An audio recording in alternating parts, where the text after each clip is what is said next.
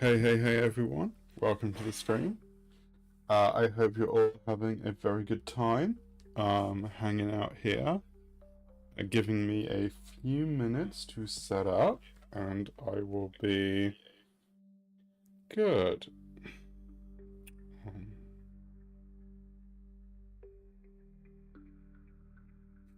Hey, welcome. I'm just figuring out a couple of things. Just gonna message a friend, let them know that I'm online. Although they have notifications on, so they should actually be able to figure it out. But I think they're at the gym today, so they might not actually be joining. So we'll see.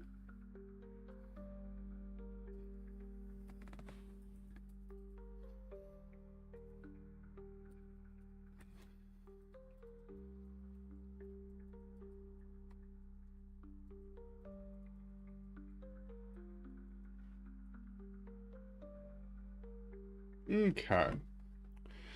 Let's see now. So let me just switch over to... Wait, I think I forgot to load my model. Let me just do that quickly.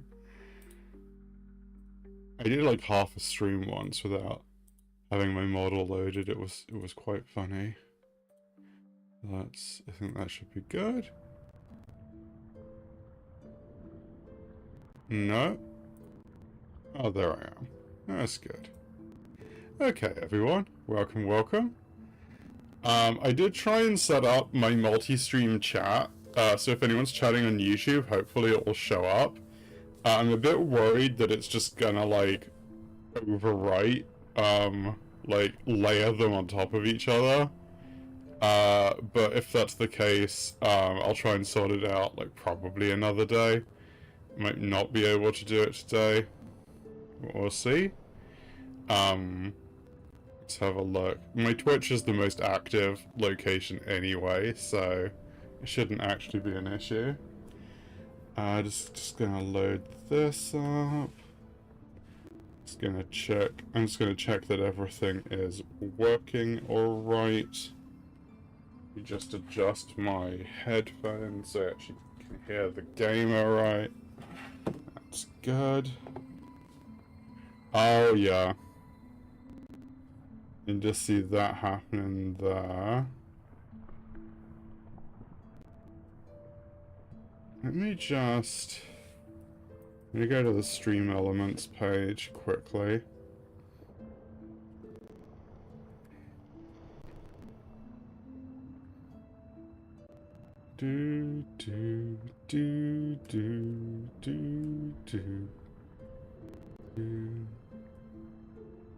But yeah, so today we should be finishing Silksong.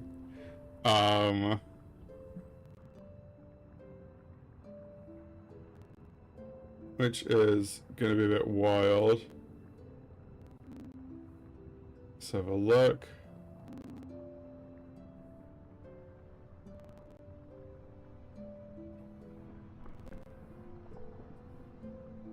Yeah, I need to figure out exactly,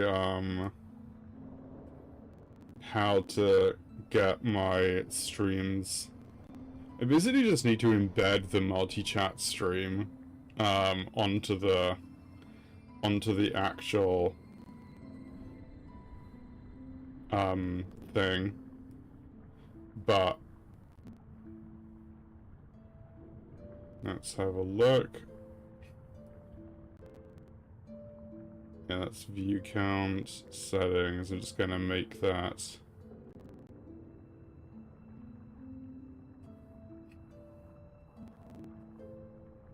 I'm gonna make that invisible for the moment, so it doesn't lead to weird layering. Okay. Welcome everybody. This is Oracle Array, and today we are playing Silksong. More Silksong, at least.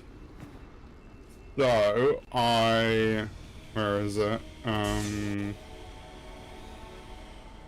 need to pop out the actual video capture, so oh, not that, because I still need to read chat. Open source projection, new window, there we go, that's good. Excellent. Okay. So, narrative-wise, we are down here. We're about to fight the final boss of Silksong. If you know, you know. But first I kind of wanted to do a little bit of exploration, maybe get a bit stronger. Actually, we've got about 2.5 to 3 hours. So I wanted to kind of see... like, basically, if I could get a bit stronger. And also get some shards, because, to put it mildly, I, didn't have any shards when we went to fight the boss, and not having any red tools at all, was kind of hard.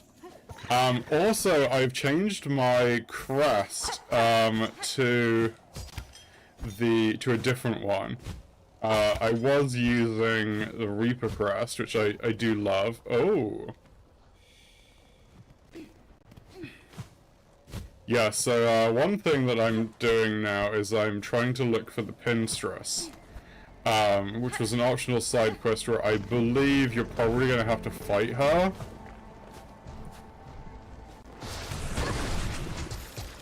Seriously? There we go, there's another pin.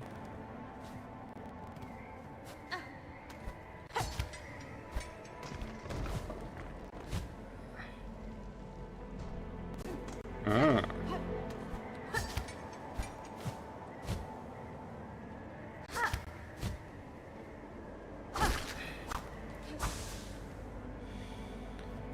She's just going in a weird location. She's actually just, up here like everybody else, I'm assuming. Yeah. My favorite jump section of this entire dungeon. LOL. I'm guessing she's going to be at the top. The other reason is I still want to do the delivery, and I'm guessing because I activated this, if I take the delivery up this way, I would be forced to fight her.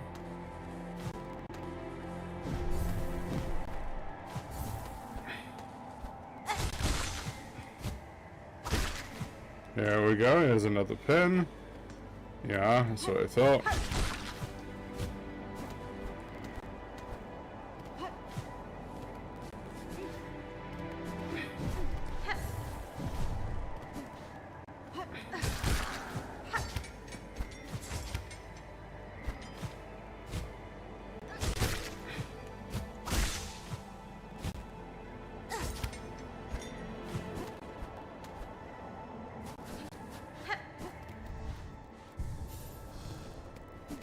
So yeah, let's take a rest here. I'm guessing this is going to be like the bench that we rest at.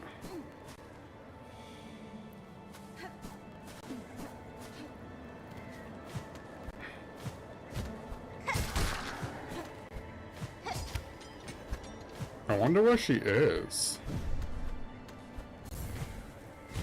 Up there, apparently. Lol. Wait, I'll just rest on the bench again. There we go.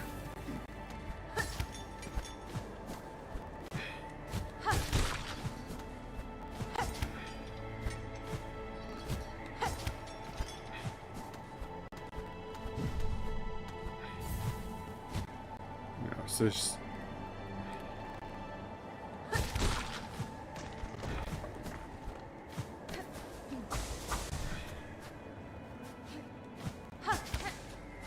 oh. This is her.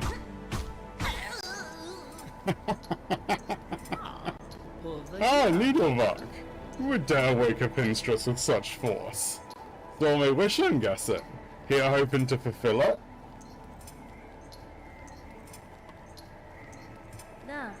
I know what you are seeking, Pinstress. A death duel, an end from battle, not caverns collapse. I can oblige, to a point, but a greater challenge still awaits me below. Whatever else you're about, you might be finding it futile now, Needlebug. The Black Creeks. Farloom's finale arose. So let's stop the yapping, eh? How about we begin? Let's see at least one of us end true to our nature.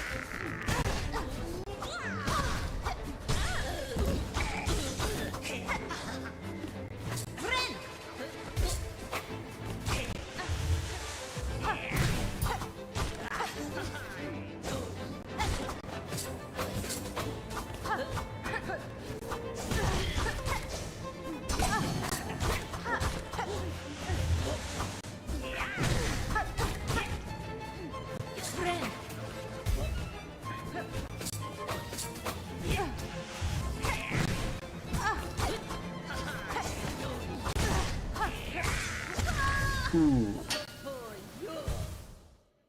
Unfortunately, I keep coming back to life. So, well, at least you're not forced to challenge her, which is nice.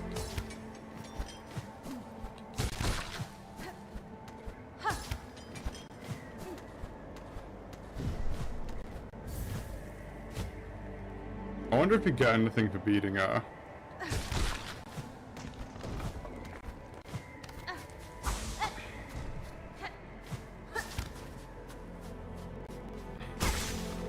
Apparently she's still like lying in there.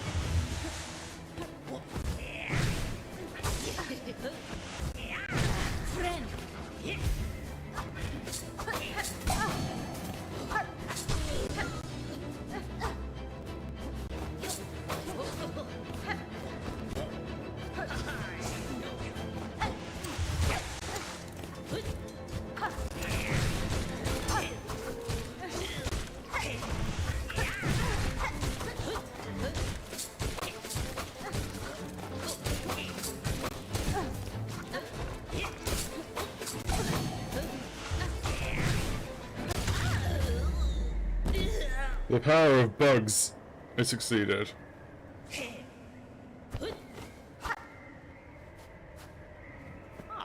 Ah, bested fair, and yet you choose to stay the killing blow. I can test you, Pinstress, and myself for what's to come, but I will not cut you down. Despite its quakes, Farloom's demise is not as certain as it seems. I shall act to change that fate. If I succeed at my task, the land that remains will require the watch of strong bugs like you. Well, ain't you an inspiration? Making me seem a right fool here, thinking only on the end while you're looking for a future pair. Seems you've beaten me twice, Needlebug. Both my pin's edge and my heart's resolve.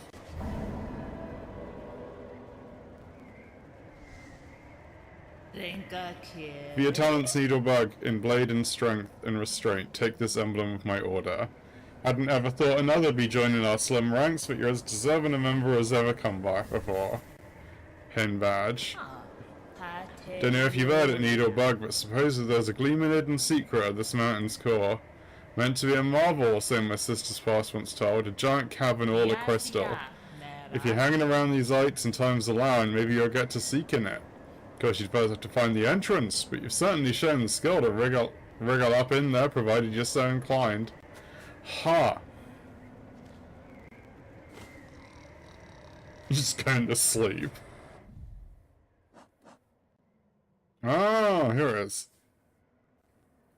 Another of the Order of the Pinstress, the Old Blue Vestas of Farloom. Reduces charge time of Needle Strike. That's cool. Still missing one blue. I'm missing one blue badge and one blue tool and one red tool.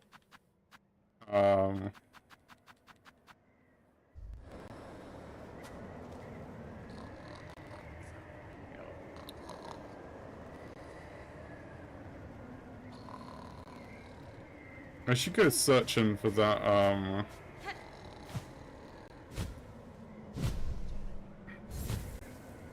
just gonna go back to the, check the bench quickly. I'm very curious what that, what's it called? About the Cavern of Crystal.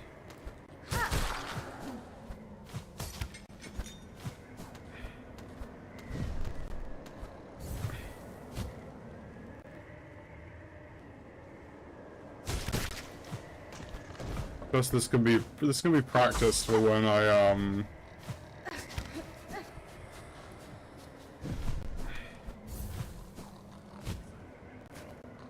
just trying to think. Is there?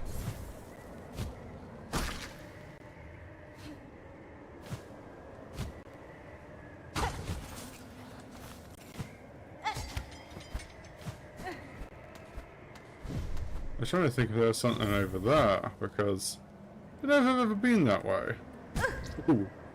So close.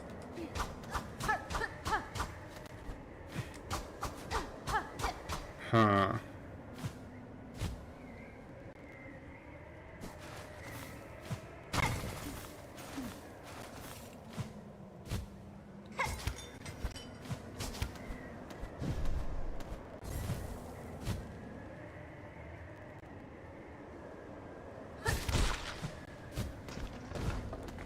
There we go, along here.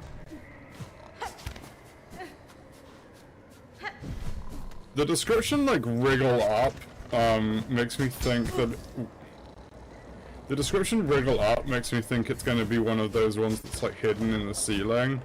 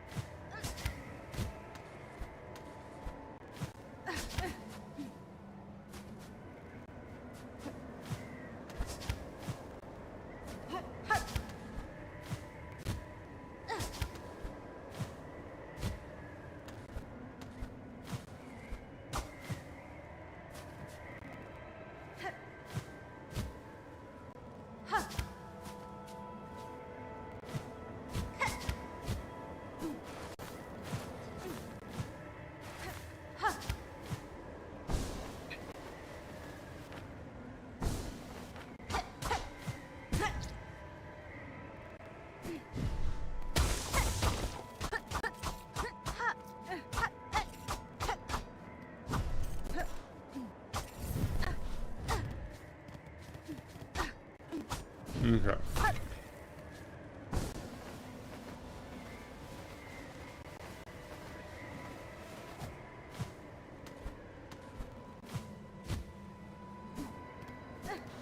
Oh, hello.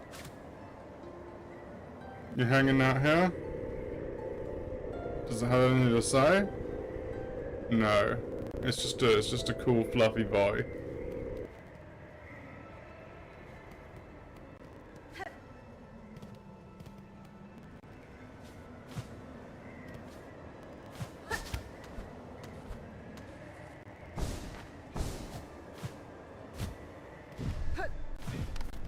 I feel like if it's a...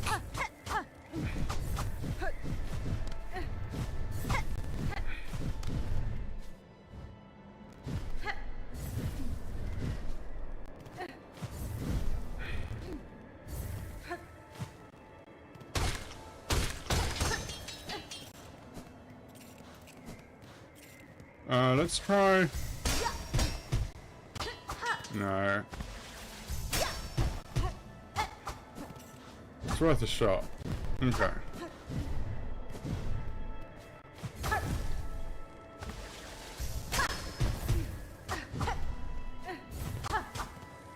Hmm.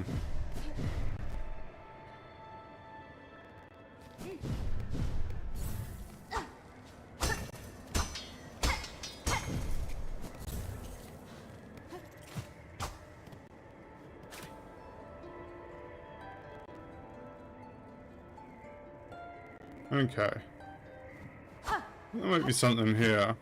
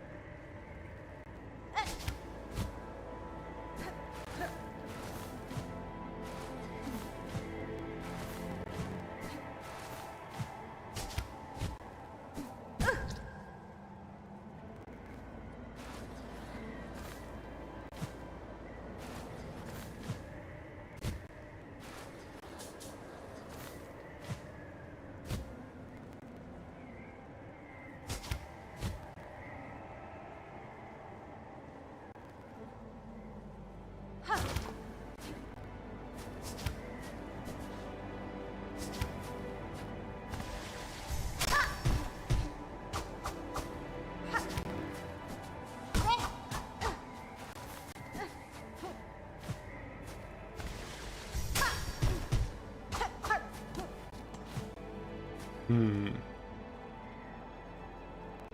Yes, I know where I am now.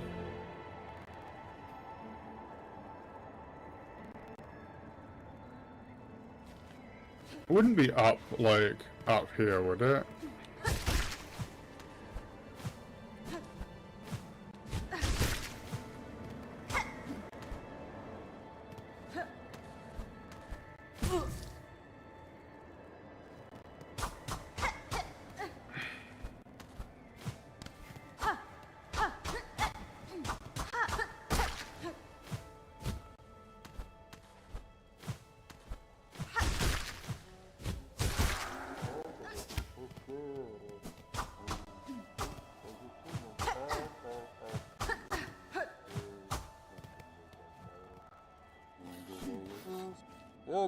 Yolda que quero.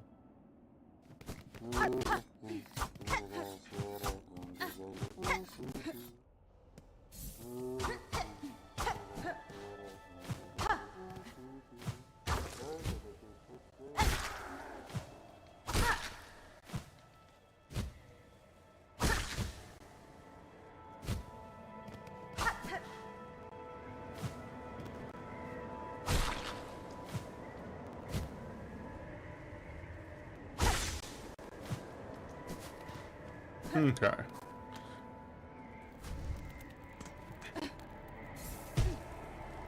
Let's have a look.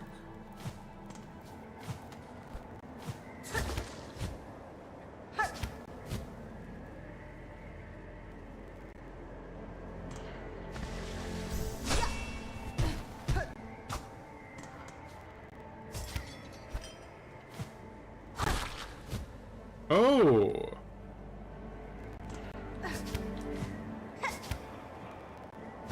I think that's just, I'm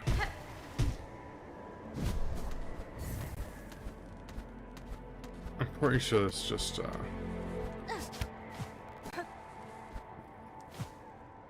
yeah, nothing exciting there. Okay. Excited for a second.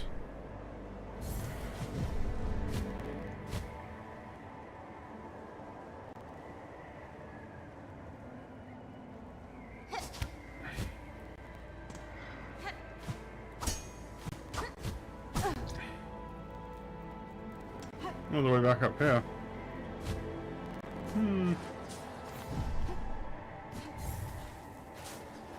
And scroll it down. Woo-hoo!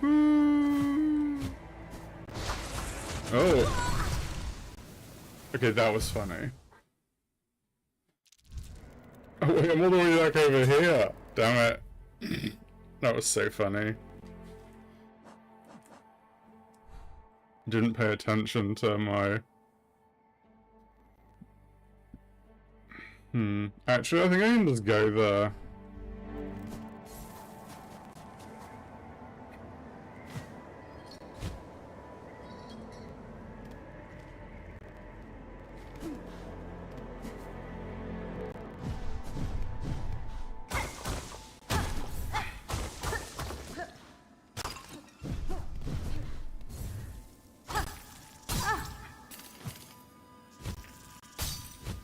Oh, wait.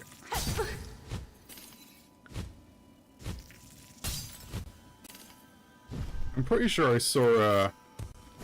I'm pretty sure I saw a cave there.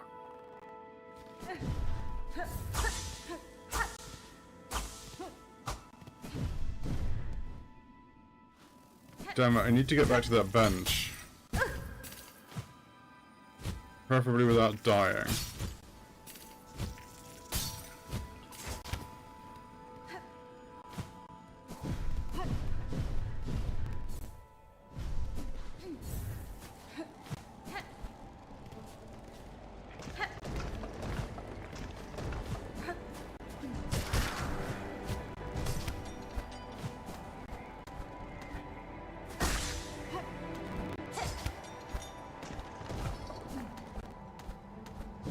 Possible I was delusional.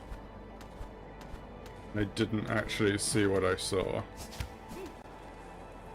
Ooh.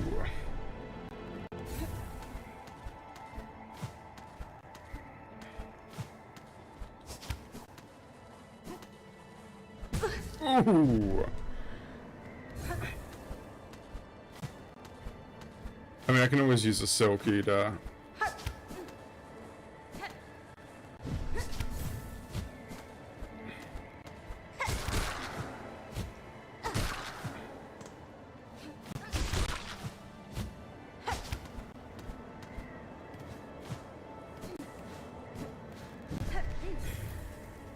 Yeah, we're back here. Okay. I'm going to use my... Okay, it was, Okay. Oh, it's just a ledge. Damn it. I was hoping there was something here. Oh well. Oh. Okay. Let's go this way then.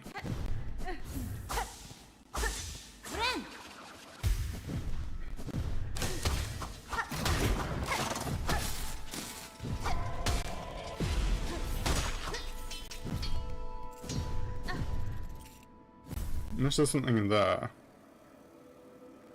I don't think there will be.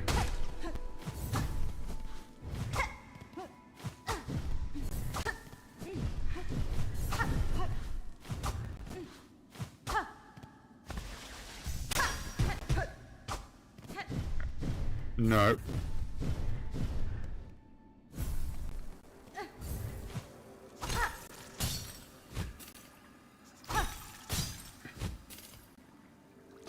Oh.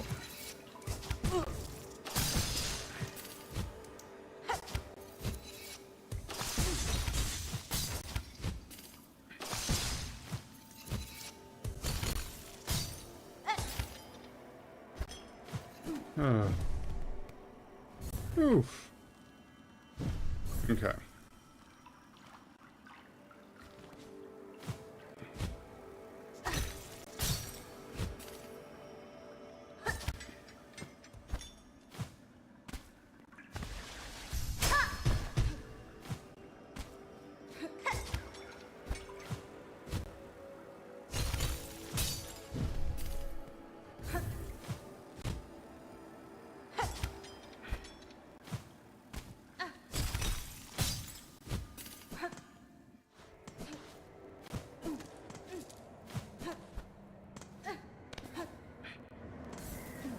Now, where are you, my beloved, cocoon?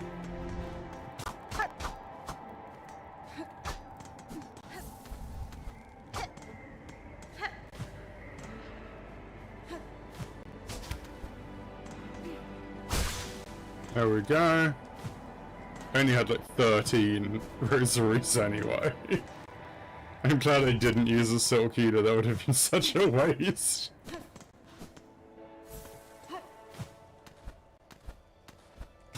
So this is like an area where you get one of the mask shards. Wondering if there's another secret here.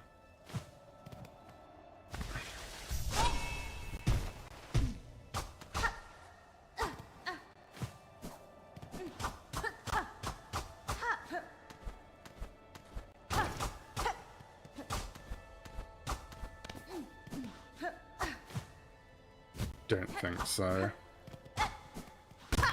The issue with this game is there's like so many secrets hidden in so many places that it's like, are you sure there's not one there?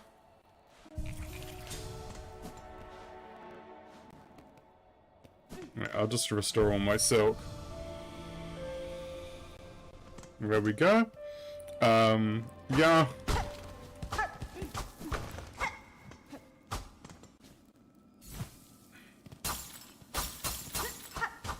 I mean, is it this place?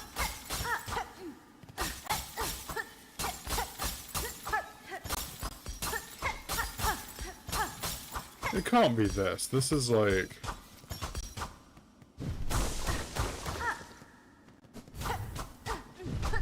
Oh. Is this...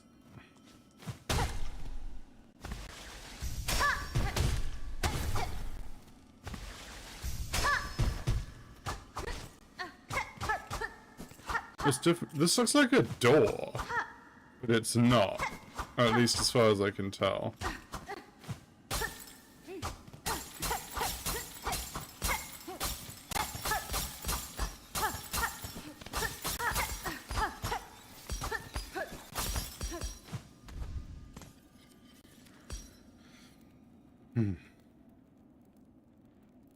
So I wonder if there's anything down there.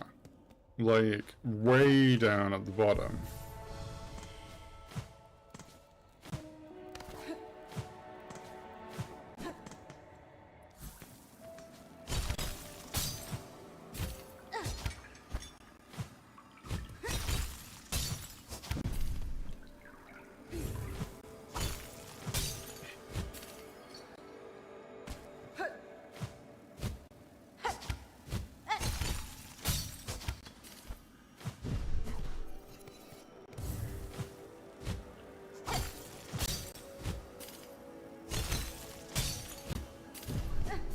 There we go.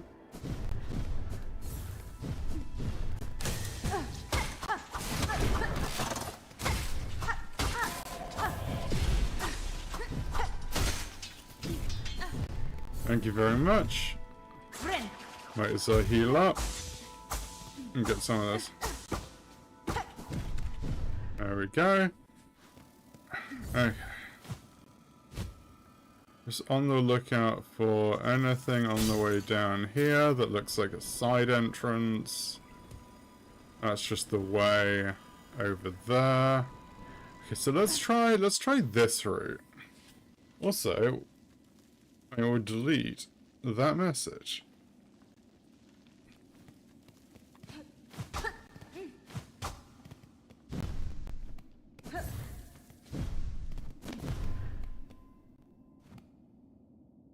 Oh yeah, this is the...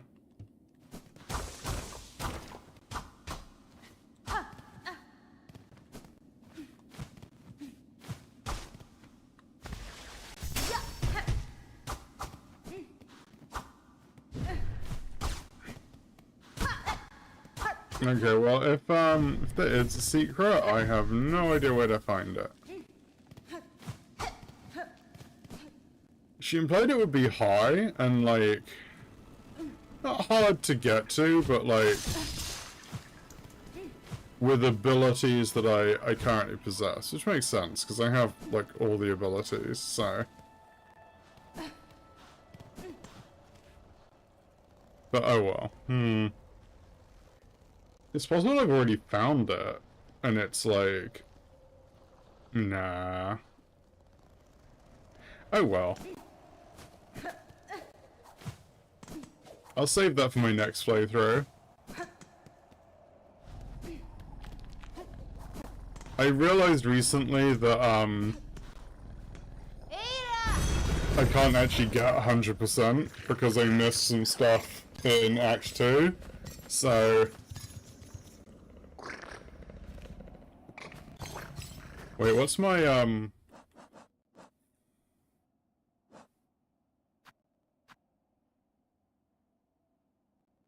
Yes, that's Tormented Trobio. Yeah. This is Finding the Mushroom. Up tower spinning near the Sergeant's Band.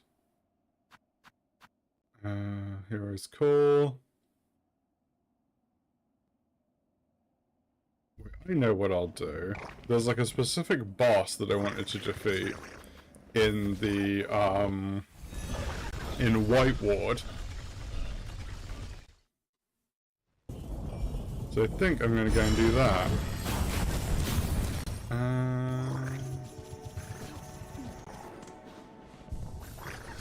So I think the Coral Chambers is the closest one.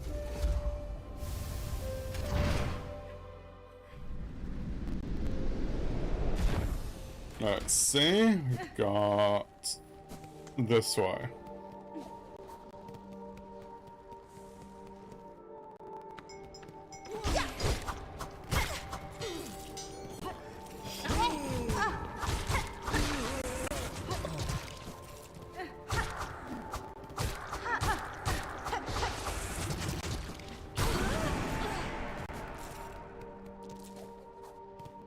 Okay, like Wanderer Crest is actually pretty good, especially with long nail.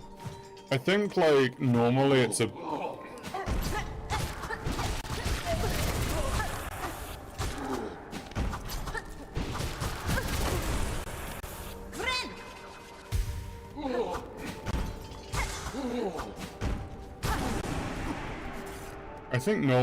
bit too short, but I think with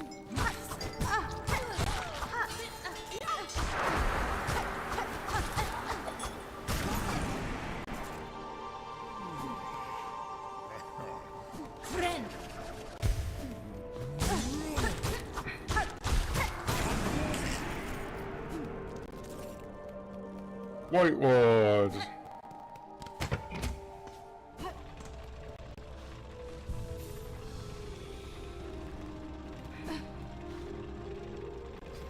So,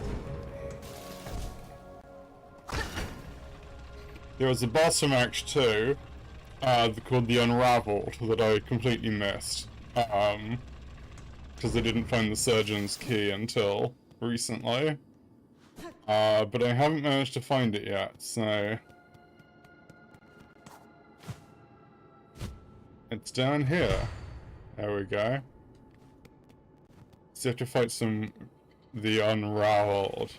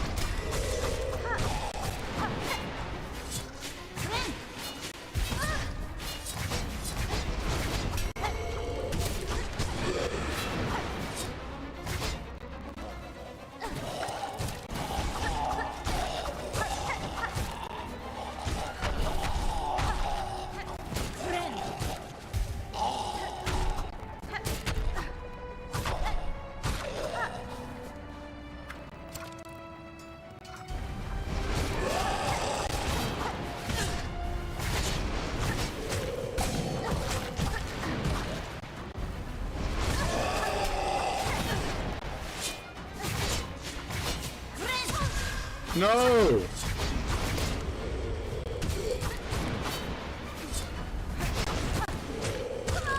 Dang. I probably would have done that if I'd, not had my heel knocked out by... See, what's my actual, equipment? Do I need this? Probably not. I think I need these.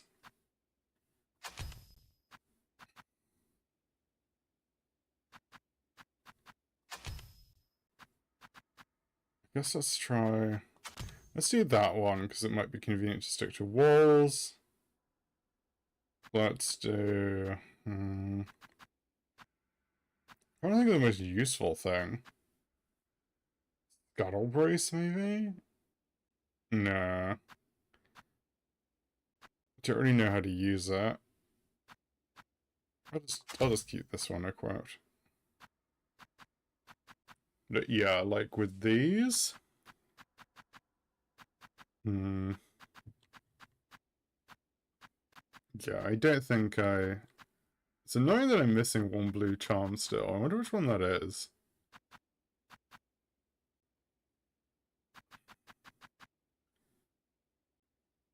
Guess I could use the poison, maybe?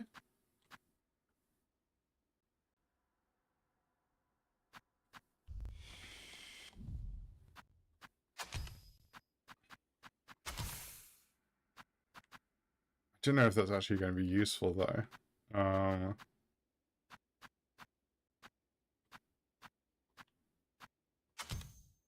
Let's go with Injector Band. Because I know that makes your heal, like, faster. I think it's about 20% faster. Which might be the difference between life and death for me in this fight. Although those extra, that extra bit of, like, getting silk from taking damage. I mean, ideally I don't need it, but I take damage a lot because I kind of suck. So...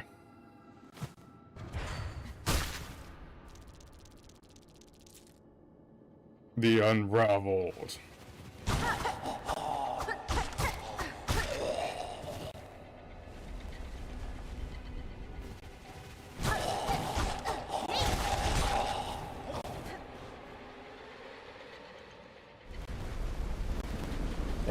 Let's go! Strange.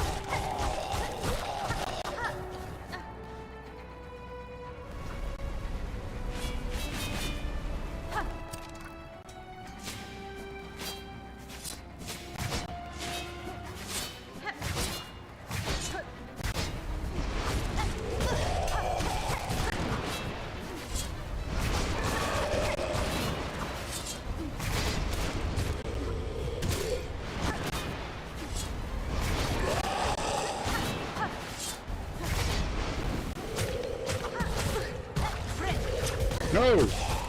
Oh, I did get it off.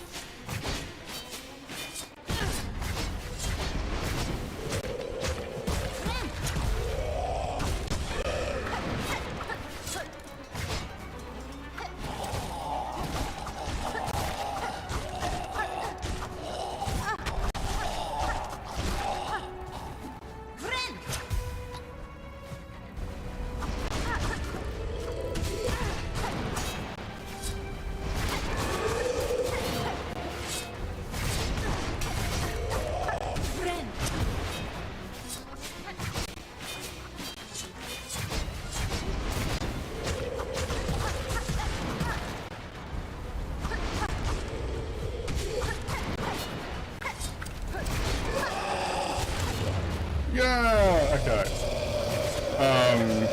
Okay, Wondrous Crest is, way better than the one I was using. Oh, what is this? What do I get?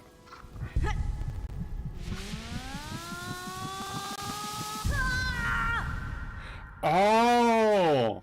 This is like a silk heart, I think.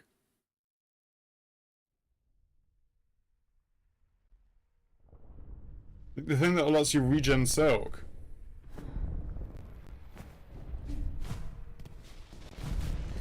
That actually makes complete sense as something you would get here. The voices, the song.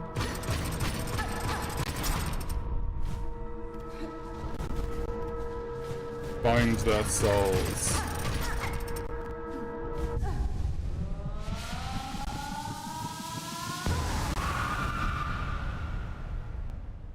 They are ours, bound forever.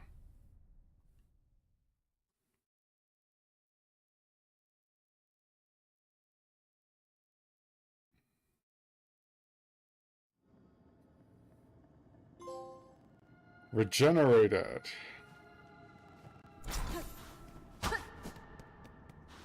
Oh, there's a passage here.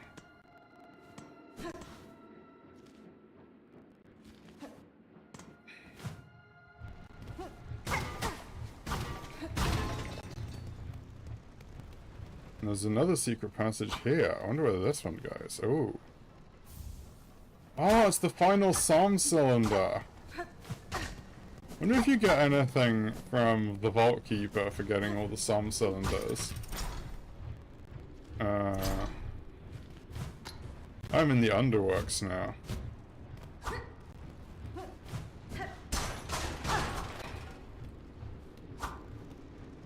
Oh.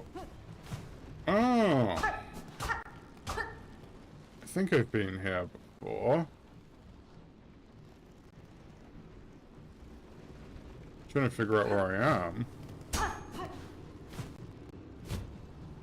Oh, there's a... Oh, a memory locker! I needed one of those. I need several of those, to be honest. Is this? Oh my god, this is like above. This is oh, this is above the rest point. Was this always here? Huh.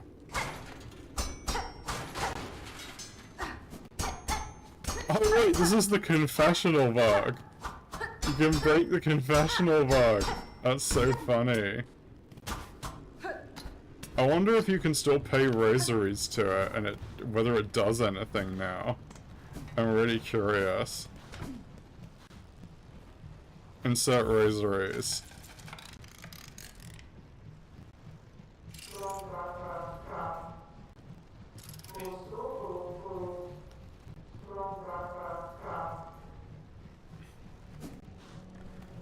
Okay, that's quite funny. Can I? No, I can't. The thing reacts too strongly there. Where am I? I'm there. Might as well rest. There we go.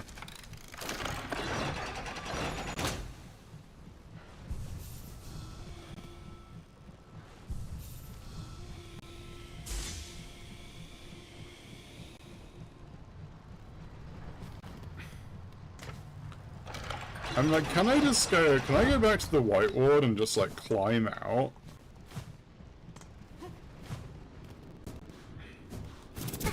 Without, jumping into the big spinny blades?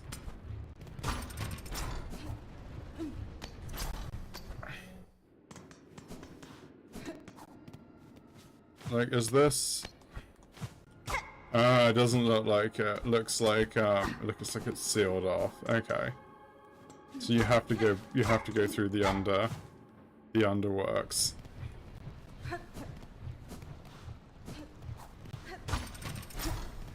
Yeah, let's go then. I love how I think I've been hit by that like literally every time I come through this corridor, which is admittedly quite funny.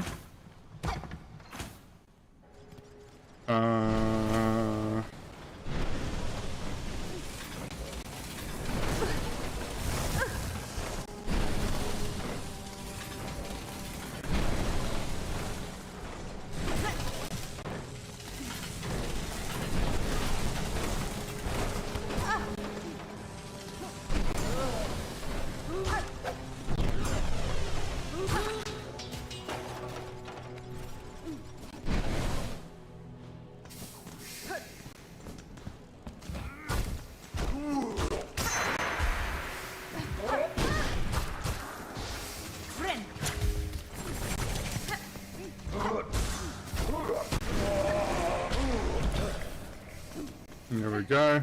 Through. Oh.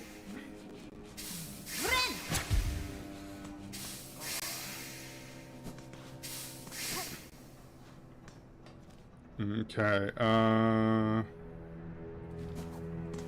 let's go all the way down to... I didn't realize that dude was there. Let's go... No, this is the map room. We don't want to be here. Let's go all the way down here to... Oh! The Grand Gate. Because I should be able to just go through here to... Yeah, this section.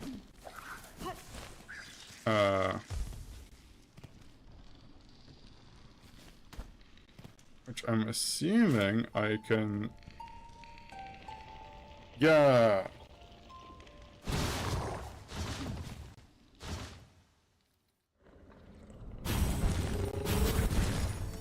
Hello!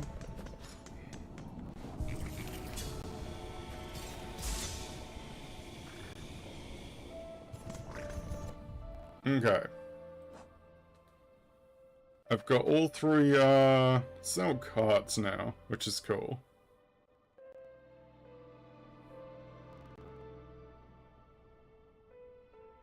Wonder how much I regen now. I'm guessing it's like a few bars.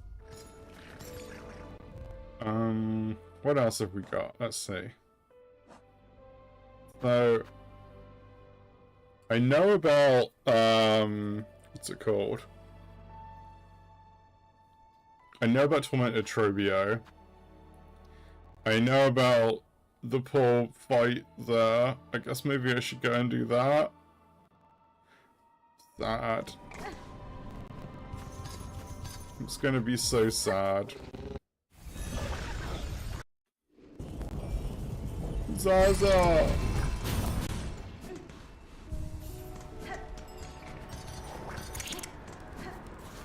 I'm gonna actually, I'm going to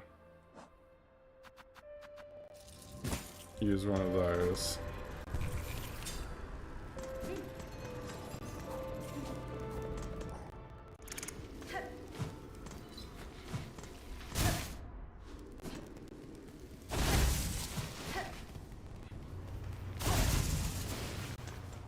This is so sad.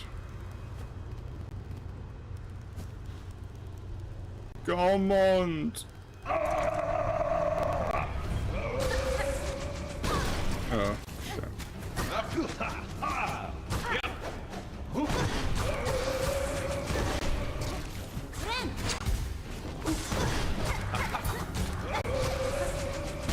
Oh.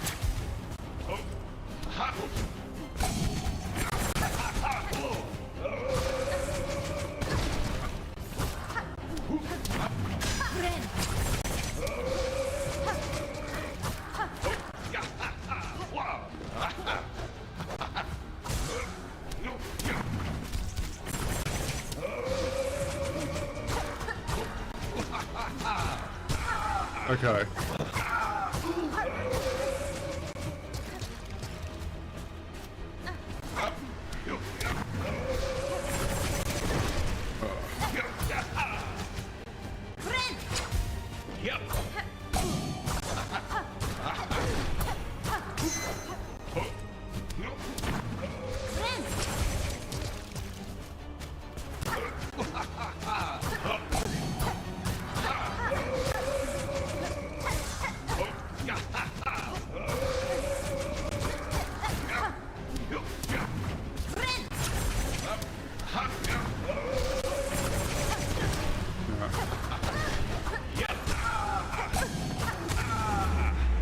Poor Garmond.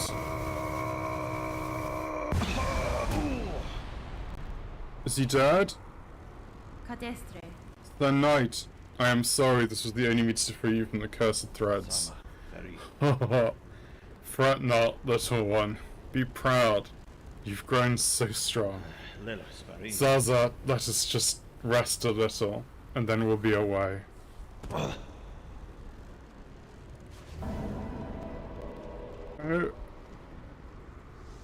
Is he hero's memento?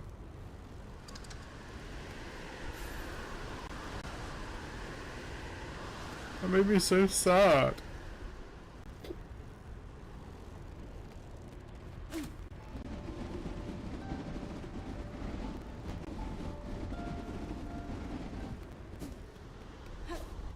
Farewell, Garmond. You were the best.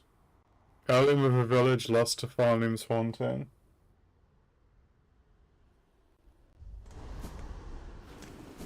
I don't know if I wanted to do that quest. That's so sad. Garmond was like the best.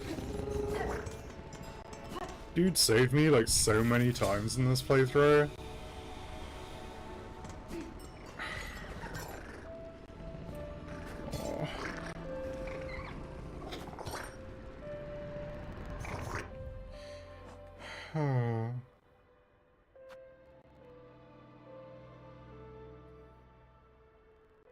Maybe I should do something fun. Juggle, dodge, bounce, pain, anguish, misery. I guess let's go and fight Trobio. Hopefully he doesn't die either. I think dude's just like being angsty, so hopefully he'll be fine.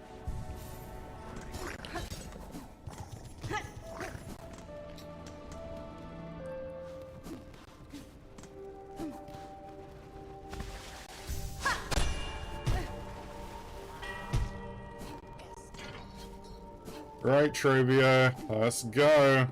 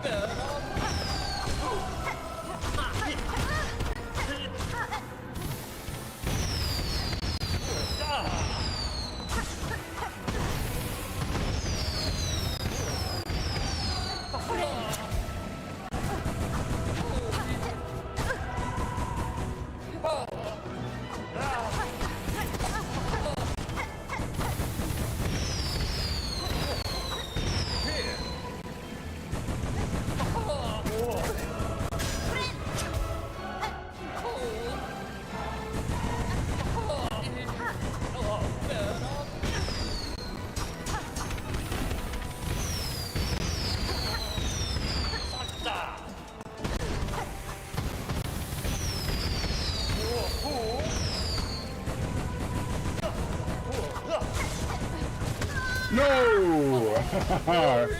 Could have got away and healed. Oh well. Yeah, I gotta say, one, I'll just restore my silk, I think. Like, Wanderer's Crest.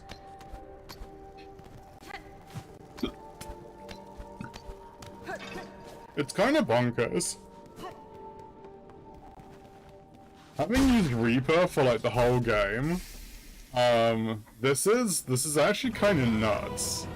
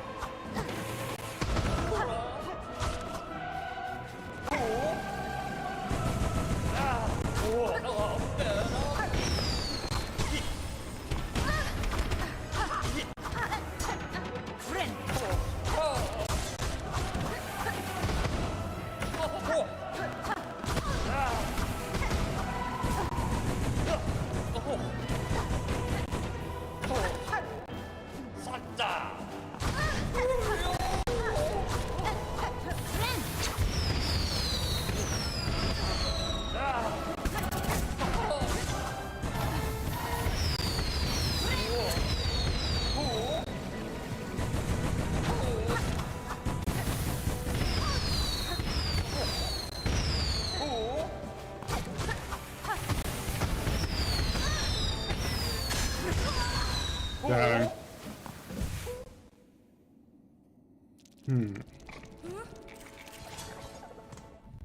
I'm just gonna use one of my, shard things.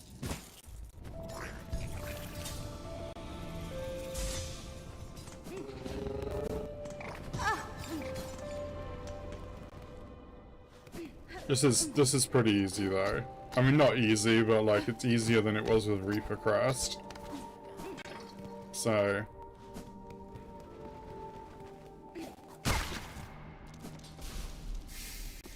come on. Do do do do do do do do do do.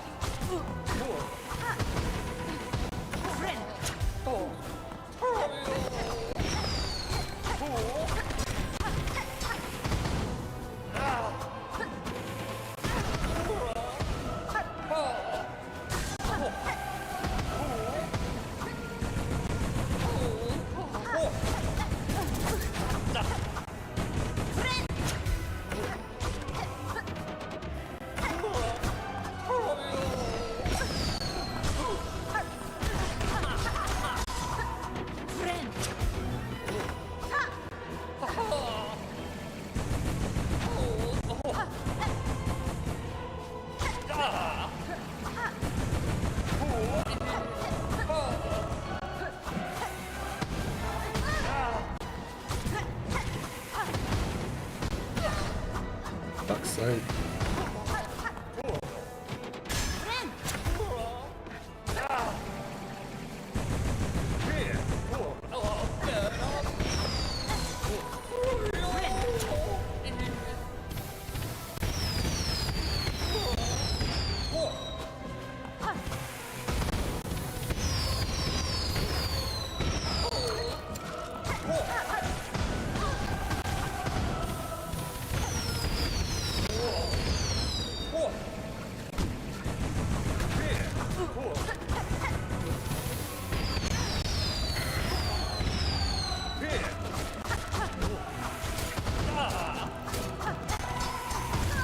No!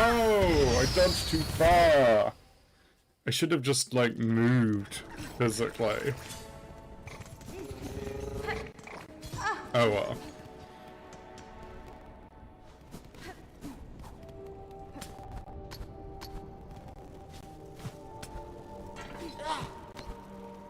Yeah, I know. Goodbye.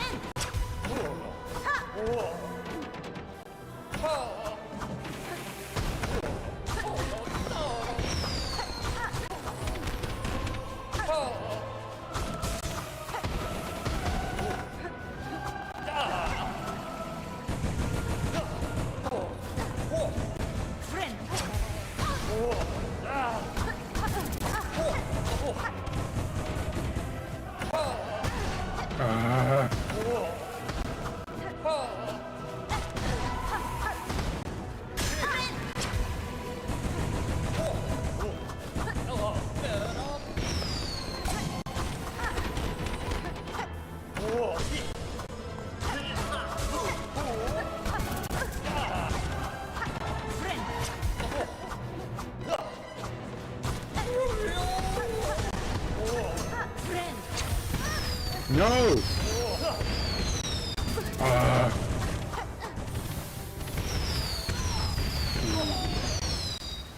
thought I was out of that one. I guess, like, hitbox is a bit bigger. Oh well.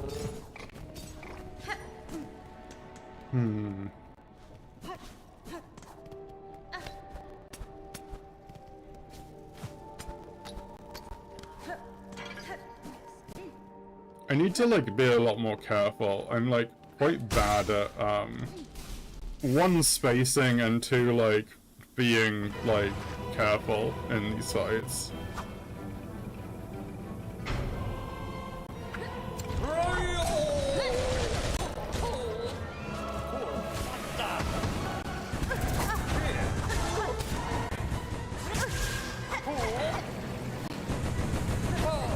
Really?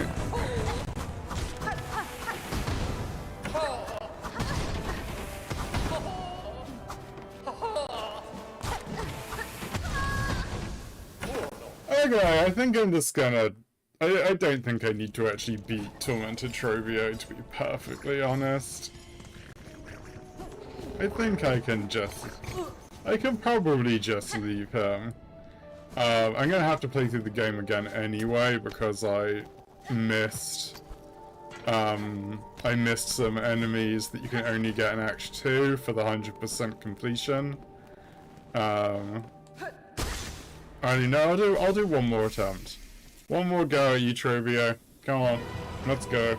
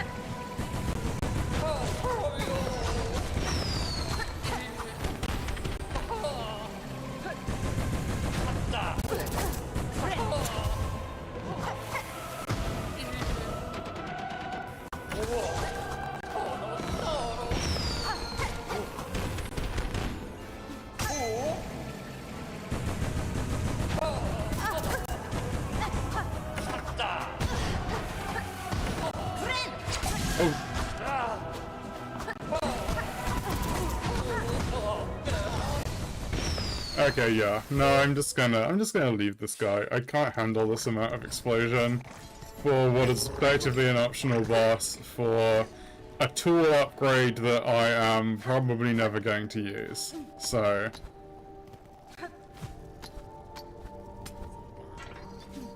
unless...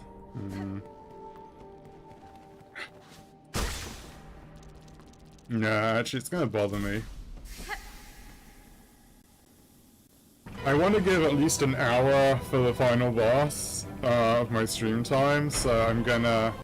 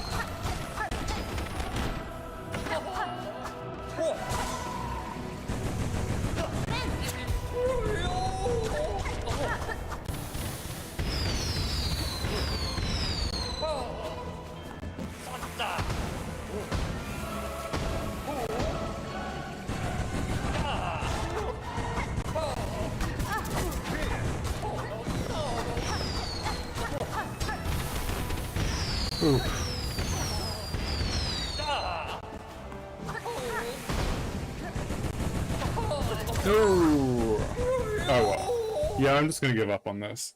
I don't think I need to defeat Tormented Trivio.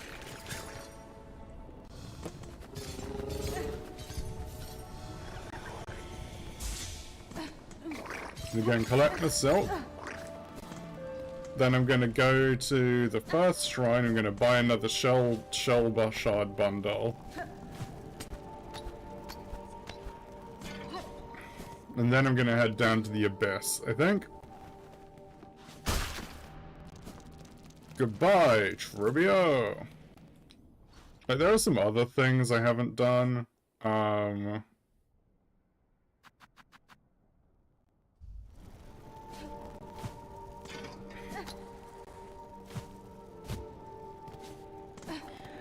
I'm in the state where, like, I know I can't get 100% because I missed some enemies in Act 2 that you can't get back to.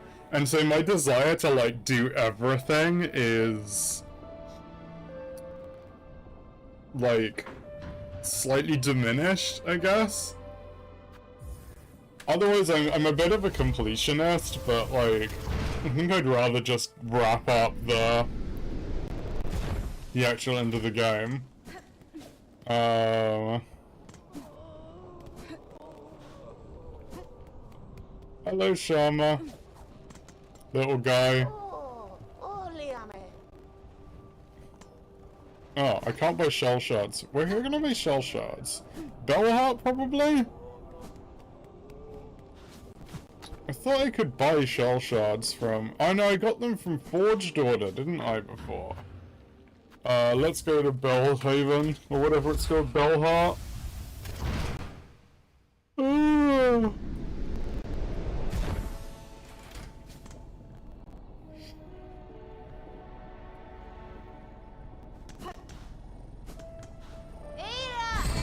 Ada!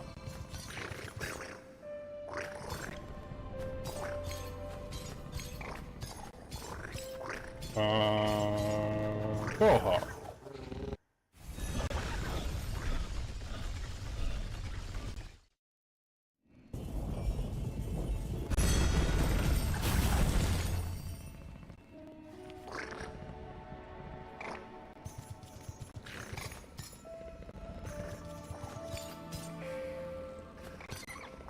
Let's have a look. This where we go. It'd be really funny if you couldn't buy them here either. Oh!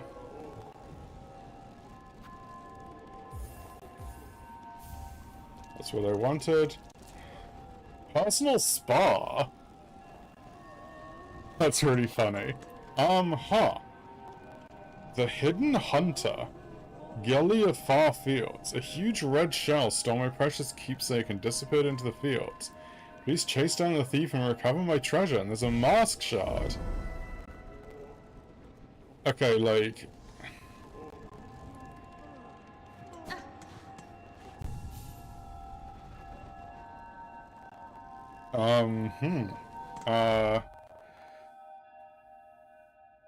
Track the one who stole Gilly's keepsake near the Bell Shrine between Deep Docks and Far Fields. I'm just gonna go to the bathroom quick, so I will be right back.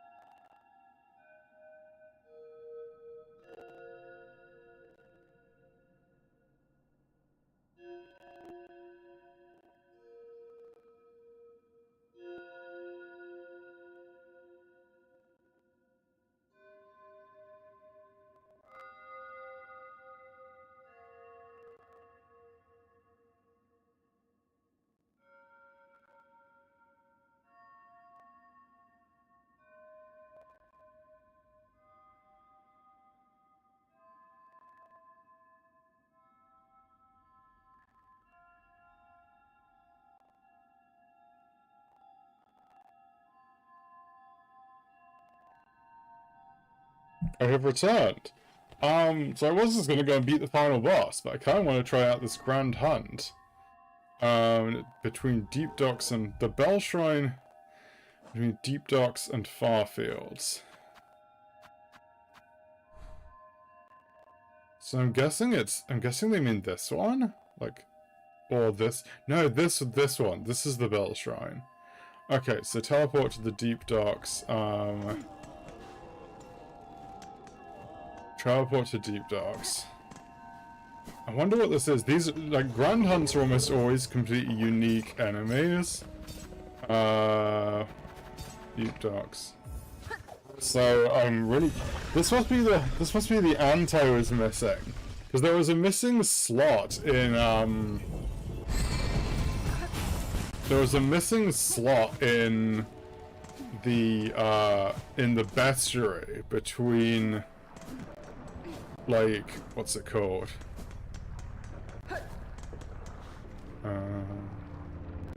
Making sure I'm, yeah, on the right path. Along here. There we go. Here it is.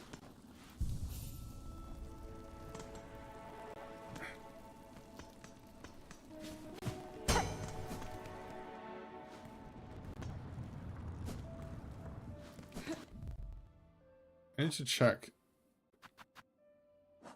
again. Near the bell shrine between Deep Docks and Farfields. Okay. So it's near the bell shrine, not in the bell shrine. But this is the bell shrine, right?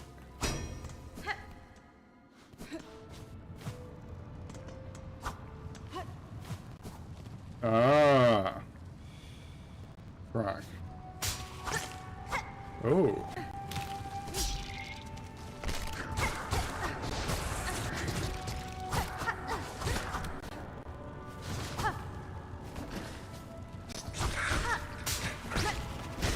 I love all there's the extra traps, because it's like,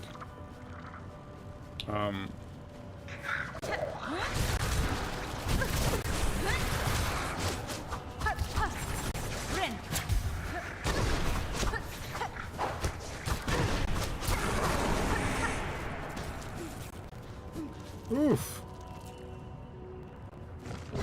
Oh god.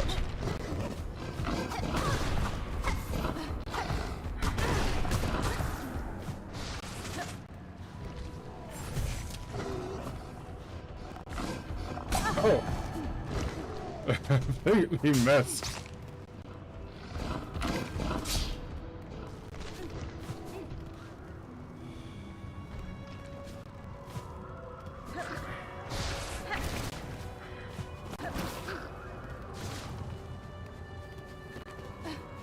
I'm very wounded.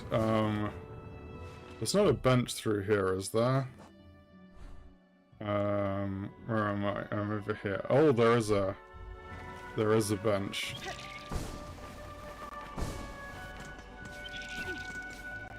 Yeah, let's quickly rest up, because I'm quite grievously wounded. I wonder if that shadowed stag beetle thing is the one I let out of the room up there. That would actually be kind of cool, because it just kind of ran off. Yeah, let's yeah,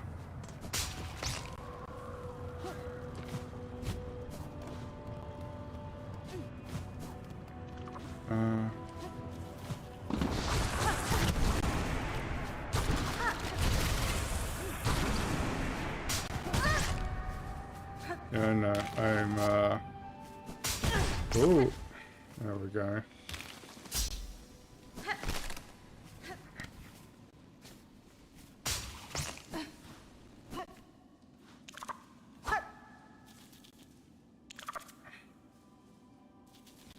This is this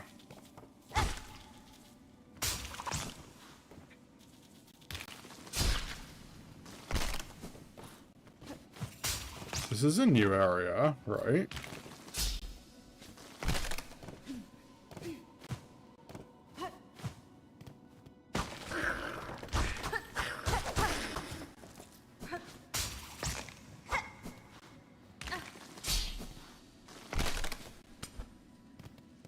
I don't think, what is that? Is that like a giant scar? Oh.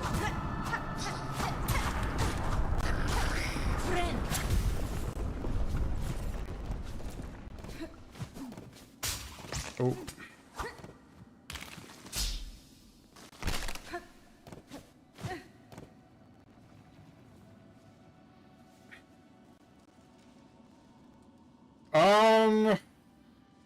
What happened?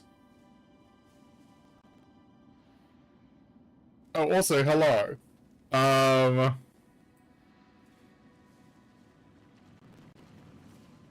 What happened in Woo live stream? Nothing much. They just, like, announced the new patch. Like, it's kind of just a standard live stream. Like... Oh, well, it's the end of Renacida. Galbrino and Chuan on banner. These emotes are hilarious. Okay, like, Brokeback is amazing. I kind of love it. So let's see what's in the new Woo patch. We've got Galbrino and Chuan, obviously.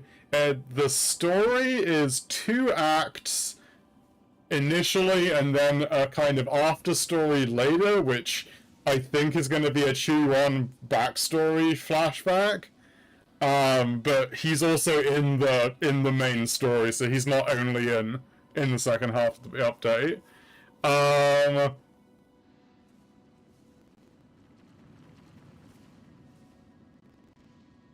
Not very many events. There's like a weird vampire survivors like mode, like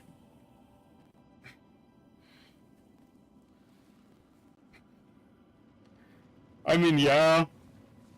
Like, apparently everybody's gonna turn up. That was the big thing. I'm guessing they'll all get, like, a badass line, and it's basically gonna be, like, end of 1.0, but, like, with characters we actually know at this time. But I can't see it being especially deep or interesting. It's gonna be it's gonna be like that moment in Avengers Endgame where they do the like trying to be feminist montage with like all of the female characters, but it's like you don't actually know who like 75% of them even are. It's gonna be like the entire patch will be like that scene. But like it's but no, I mean like the thing is it's kind of this thing where it's like they're obviously going to try and do a kind of Avengers Assemble like big finale moment, and I'm sure it will be cool and badass. But I mean, when has Rua ever had a problem with doing cool badass scenes? That's kind of their strength. That's why everybody talks about the Rover aura farming all the time. But like, the issue is they don't really have consistent character development. So I'm expecting it to be cool and like epic TM, but I'm not expecting it to like flesh out anybody. Partly because I don't think that's really the point. You kind of can't at this stage. Like everybody's like kind of doing their own thing.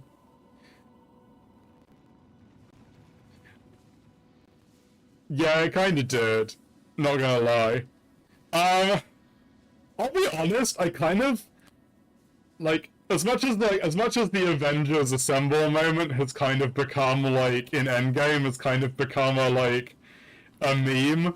Like I do actually think it's kind of weird. Like I think you can actually compare a lot of Wuwa like to the MCU in the way that you can look at like every patch as basically like everybody's like MCU solo movie, and then like the finale is like the like end game or like Infinity War kind of moment. That does actually seem to be generally how Wuwa is kind of structured. It's like yeah, I actually think that's like actually a fairly accurate way of at least 2.x. I don't know if they'll change in 3.0, but like you've basically got like Avengers Assemble, which is like 2.0, and then like Avengers Infinity War and Endgame, which is like 2.7, and then in the meantime you've just got a whole bunch of solo movies. Um, so you've got like you've got I don't know. I mean, Phoebe and Brand didn't even really get one. I guess they got like weird side story. Like Brandt's definitely like the what's her name? The one girl in like the Avengers. Like, is it Black Widow or something? I can't remember her name. Anyway, Brandt's like basically her, where he turns up periodically, but he doesn't actually really get a movie. Like, and then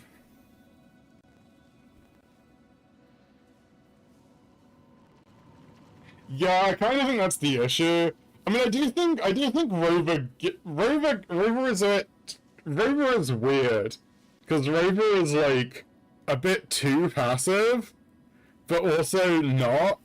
I think they need to really lean into Rover being far more of a character and far less of a kind of vague self-insert, and they do that occasionally, but like, actually I think a really good example of how it like it kind of does and doesn't work is with Frolova, where like Rover just like doesn't even bother going after her after she like falls into the weird soup. And like a whole bunch of people were like, oh, why didn't Rover do that? And it's like, well, because Rover doesn't give a shit about Frolova, does he? That's kind of the point. Like, and it's like, when Rover actually does things that are kind of in character for Rover, like, a bunch of people kind of complain.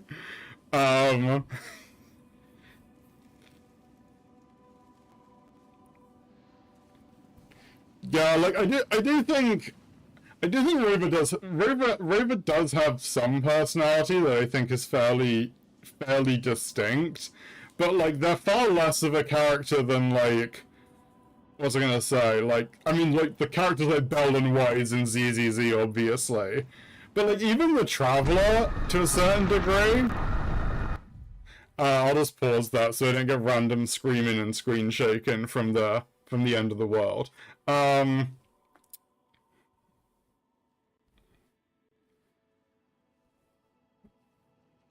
Yeah, but I think Rover being fairly hypocritical is like kind of a character trait at this point.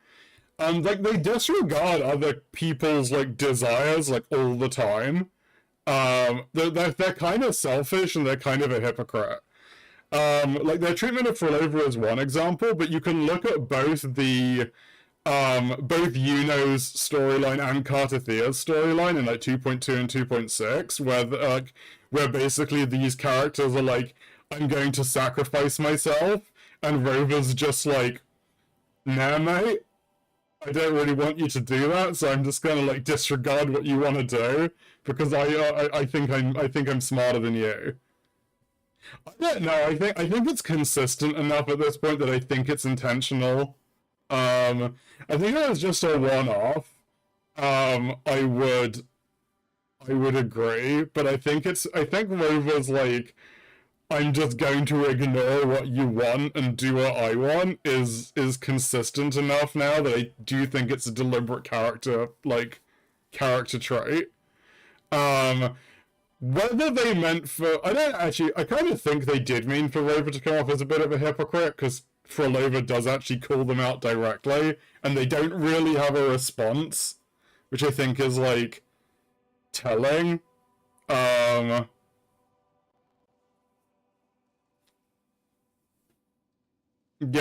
I mean, like, I don't really think I don't actually think it's an either or. I kind of think it's a bit of both. Like, I do think they are quietly cooking. I don't know what they're cooking is kind of the problem. Um, like, are they cooking like a delicious, succulent, like 5-course meal of gourmet dishes, or are they cooking like something I bought at my local store?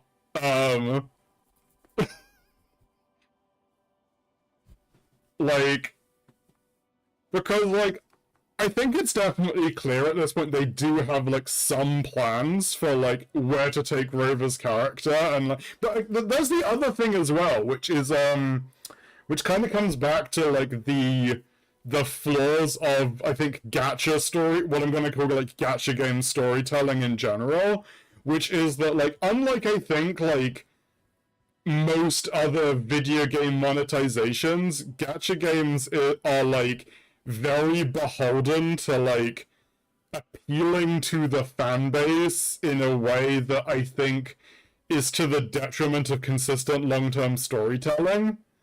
Which means that like even if they are trying to cook something for Rover, if like there's enough fan like backlash to like how they're cooking, they'll just abandon it. Because they kind of have to, because that's how they make their bazillion dollars. Um, yeah, like, I do think the weird 20-year reset where Rover is basically still the same is, like, a huge missed opportunity. I don't quite know why they did that. it's possible it's like tied into some form of storytelling that I'm unaware of, because usually when I see like an amnesia type storyline like this, or like a mind wipe, part of it is, I mean, it kind of varies, but often part of it is to set up that contrast between the past and the present, between like how you used to be and how you are now.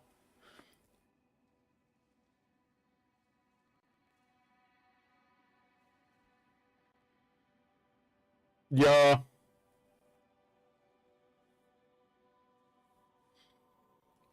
I think that's actually like another really good point. Like I haven't played PGR, but like I do think it's important to think about like not just like Kuro as a company, but like who are the writers and who are the designers that are currently there, because like it's very easy to just go like, I mean, we get like this with Final Fantasy and like Square Enix as well, in like the single player space, where people will be like, oh, um Square, you like cooked so hard with like X or Y game, and then you have to point out that like the people who wrote those games like aren't with the company anymore. And so like maybe they have other talented writers that are like working in house, but like the style is itself going to be quite different. Um I know that that's an important point. Yeah, I don't know. It's hard to say. I'm gonna see how they do Chew on as like an actual character. Um, I'm not really gonna take too much attention to his actual banner numbers, because to be honest, like I feel like Kuro's probably scared off like enough of the people that pull for male characters at this point that I don't think he's gonna do exceptionally well. I mean, hopefully I'll be disappointed, but I mean, hopefully I'll be surprised, I mean, with that. But yeah, we'll have to see. I kind of think, to be honest, like, I kind of think it's just worth considering everything these companies do as bait, and just going like, is this bait tasty enough that I'm willing to get hooked for a bit? Or like, or should I just like go and do something else?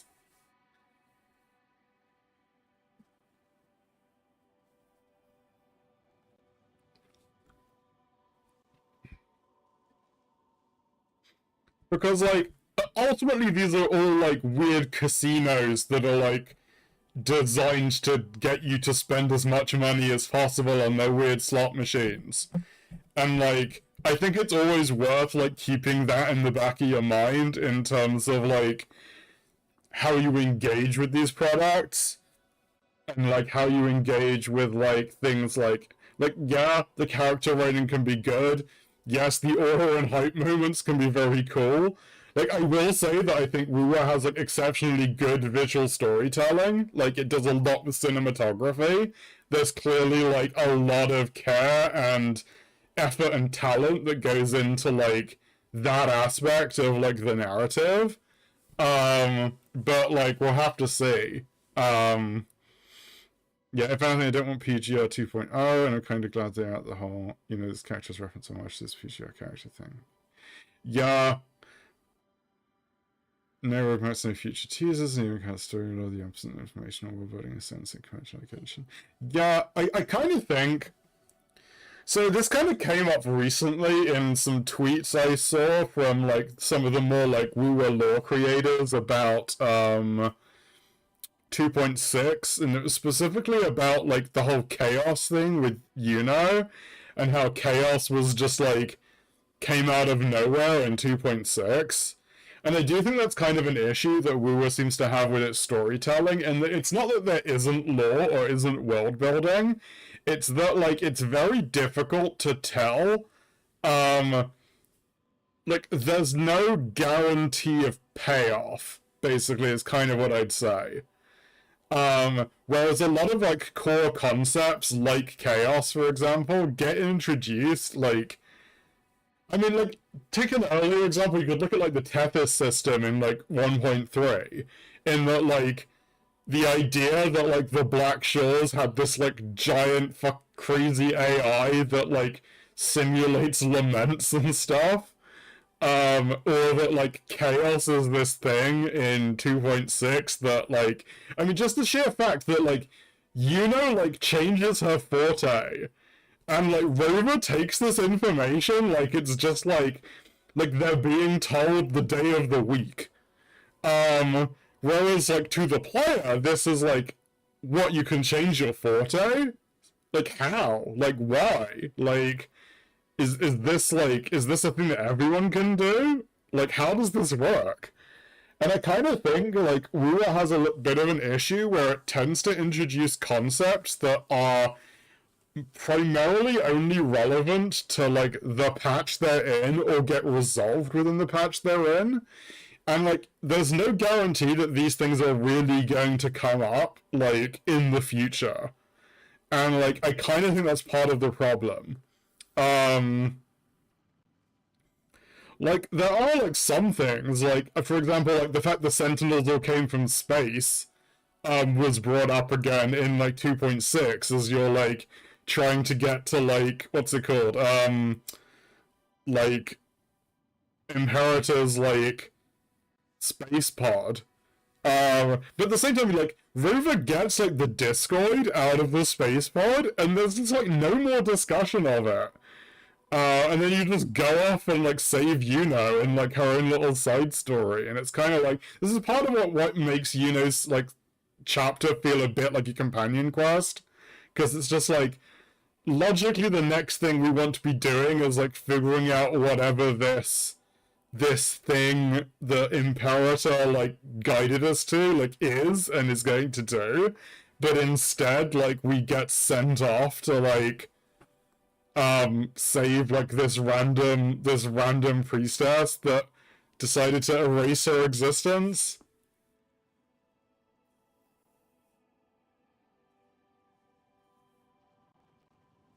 Yeah, like I don't think it's necessarily a problem, but like basically my big issue is I think there's like a lack of continuity between updates. And like every update feels to me like relatively not complete but like self-contained to a significant degree, which is kind of why like I think it's fair to compare it to like an MCU solo movie where basically it's like here's like a bunch of events that are like effectively resolved within the story with their own like big bads and their own like main core concepts and narrative arcs, and it's like will these things be relevant in like another movie? Maybe, maybe not. But here's a very brief cameo from someone who'll be back later. And like you could look at a lot of the character cameos very similar. Like, oh wow, Cantarella appeared at the start of like Looper the movie. And Cartathea had like a core guest starring appearance. Yeah, I guess we got like Wuthering Waves Cartathea, and then we got Wuthering Waves like Looper featuring Cartathea. Carta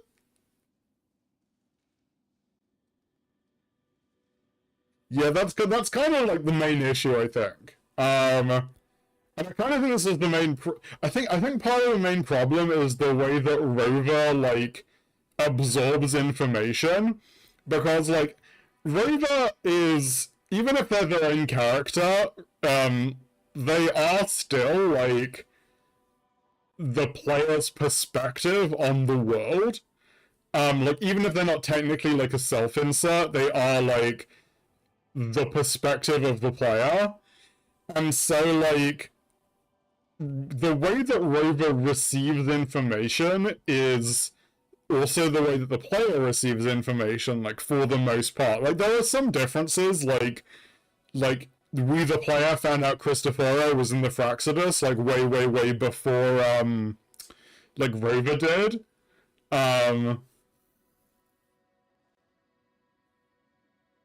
The whole Yeah, you're probably right about that. But like it's this thing where like like, we know from 1.0 that Rover and the player are not synonymous, because Rover does stuff, like, off-camera that we, the player, are not privy to, and there are, like, quite major issues with that in terms of, like, the way that the player receives information. But when Rover is told things like, about chaos, or about, like, what's it called? Like, about chaos, about Yuna changing her forte, things like that. Like, we the player are like kind of left in a state of confusion about whether this is information we are supposed to be surprised by or not, because Rover kind of just takes it all in stride. And I think that's kind of the problem. Honestly, like, I think Rover is a full-blown character. I just think they're not particularly strong, and I think that's actually kind of the problem. I think they have that, like, very generically weak, like, I'm a hero persona, where they weirdly straddle that line with the self-insert, but, like, the sheer fact that, like, the player is not always privy to Rover's actions, I mean, the go-to examples for me are, like, in 1.0, where you, like, when you meet Jinshi, this, like, happened off-screen. But also in in JoJo's companion quest, like, everything happened, like, earlier, to the point where, like, you're actually experiencing the story. And so it's like, wait, when did this happen? Like, I, the player, did not do this. Did this happen when I was logged out of the game? I guess maybe. So it's like that kind of stuff. Yeah, that's the other issue. The other issue is, like, Rover shouldn't know a lot of information, but they take on information like they already know it a lot of the time. There's no, like, questioning. Honestly, I kind of think, like, sections like this could really do with, like, something like a BioWare dialogue wheel or something, where you can, like, where you, the player, can ask questions or not, depending on how you're feeling. Because, like, I do think the player should be given the opportunity to, like, inquire about, like, more of these, like, story moments than, like, they really get.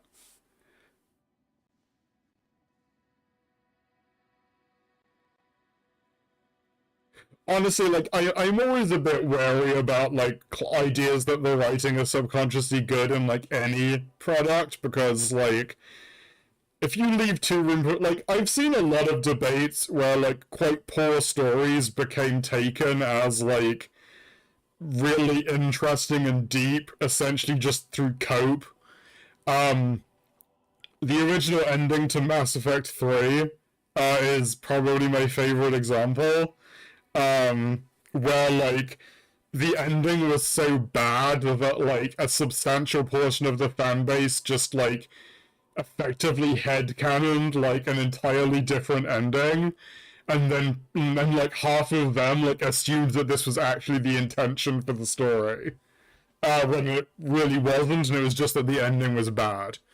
A good example in non-video game media is, like, the ending of like, did you ever watch BBC's Sherlock with Benedict Cumberbatch in it?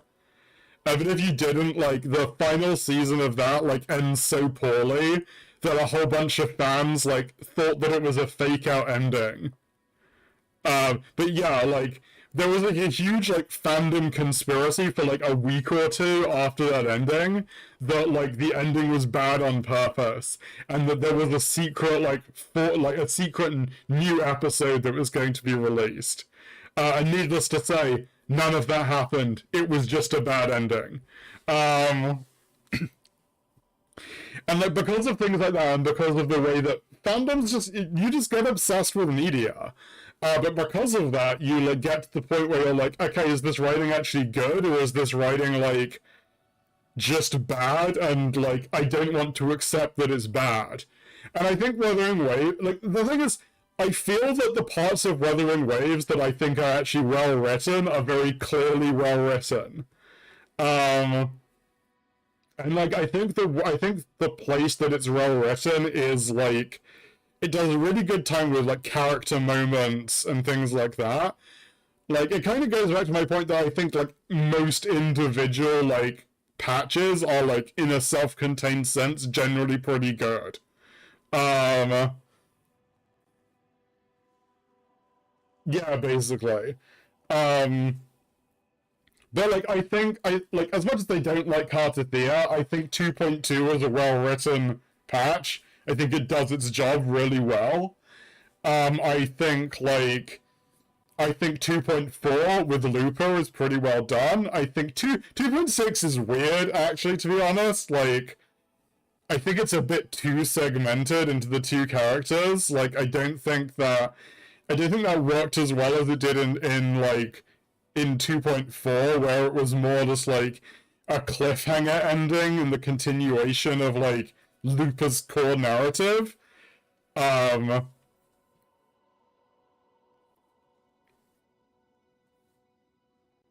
like the like I'm like to me personally, I don't even think of the second half as like part of the main story, which is really like I mean I think that, and there are some kind of little bits that I think point to this. Like one is the fact that like none of the cliffhangers from the end of part one are like resolved in part two at all. There are like I'd say like 2 to 3 main cliffhangers at the end of part one of 2.6. The first is the Discoid that you get off Imperator's thing, Imperator's spaceship pod thing, which is like the main point of the story, and you're like, okay, what mystery is this gonna like? You've basically got like the equivalent of like the Tesseract from like the MCU, and then the story is just like, nah, forget about that for a bit. The other thing is that like Galbraina gets her cliffhanger introduction at the end of part one. Like she turns up on screen and is like, "Ah, yes, I am hunting the Threnodian," and you're like, "Damn, cool." Um, and then like part two is just like nothing to do with it. Like part two is literally just like Rover goes off and saves Yuno, uh, in order to make sure that she's in the next story, I guess. But like the actual events of like yeah, and there's like a bit of story in part two with Avidius, where like he's having that breakdown, and like honestly, I think that's the best bit of part two's story. To be honest. It's also the only bit that is really like a good continuity, and like we've seen, like he appears in the trailer for point seven, so we know that Avidius is going to come back in some way, and like probably resolve like his little character arc about being like essentially fake, which like is really interesting, and probably like die a really dramatic, yeah, but like what's I gonna say? But basically, I feel that the story, the actual main story of 2.6 is just 2.6 part one, and like, and then like we just got like companion quest packaged as a main story act, um, which makes sense when you look at the fact they don't seem to be doing companion quests anymore. Because like, what is effectively going to be Chuan's companion quest, like in 2.7, like is also not a companion quest. It's also like it's like an after story like segue narrative, like after the end of 2.7's like main act. But it is essentially like it's essentially a companion story that's being integrated into the main story. Um and like stretch. I'm gonna do a stretch, actually. I need to do a stretch. Um But yeah, so you've got this like I feel like it's just a flaw in how Kuro is structuring its patches recently. Cause like 2.4 like was actually part one and part two of like a singular story with like honestly a pretty cool cliffhanger. Like at the end. Um Even if to be honest, it mostly felt a bit like you got Act 1 and Act 2, and then Act 3 was just like, wait 2 weeks. But you know, that's cool, it builds hype. There was lots of like theorization and like fandom engagement, which I just think is really cool. Okay, that's I screech. Just for you. Um, but like yeah, so like I think in 2.4 it worked really well because like it was actually a singular story that was like split in two, but 2.6 was just two separate stories, and like they like this like the Unos one did not need to be a main story act. I'm sorry. Um, it's not like interesting core concepts like chaos and other things that haven't been introduced in like companion quests before. So it's not even like it has to be like part of the main story. And like as we've also seen elsewhere, we don't know. Like that's kind of also the problem. Is like why is she even back? Because like I mean, like I guess she's back to show that she can just become Augusta's best friend again in like 5 minutes. But like she's effectively a completely new character, and like she's also a new character we're barely gonna get to see again, which is like okay, what's this about? Fine. Yeah, I don't know. I genuinely don't know. And like I think this is the most annoying thing. I think this is gets to the heart of the problem with Wuthering Waves' writing in general. Is like if we were playing a game or a friend, like if I was playing like an MMO, like FF14, which is one of my favorite MMOs, and like a patch ended with like a character essentially being like having their entire history erased and then starting over as a new character, I would be like, oh, this is going to be picked up in the next like update or two, and we'll get like a lot of fleshing out of like how this character was negotiating the world and like how they're reintegrating into their society and things like that. But with like a game like Wuthering Waves, and to a larger extent like a gacha game in general, we know that Yuno's obviously had her banner, and like she's not gonna get like a bunch of in-depth character work going forward based on like how she reintegrates into society. She's essentially just gonna like fade into the background like every other banner character like after their update with some convenient excuse for why they're not present. Um, as is always the case. Especially because she's also dropping like so late into like the next update is the end of Renacida. I do not expect to really see any Renacida characters like in 3.0 at all. Like maybe like the odd cameo in like on an anniversary patch. But like because of the nature of the story, like even without Kuro's like slightly like somewhat lackluster like character integration past banner, I would not expect to see like those core characters like in a new region, because that's just kind of not how these stories work.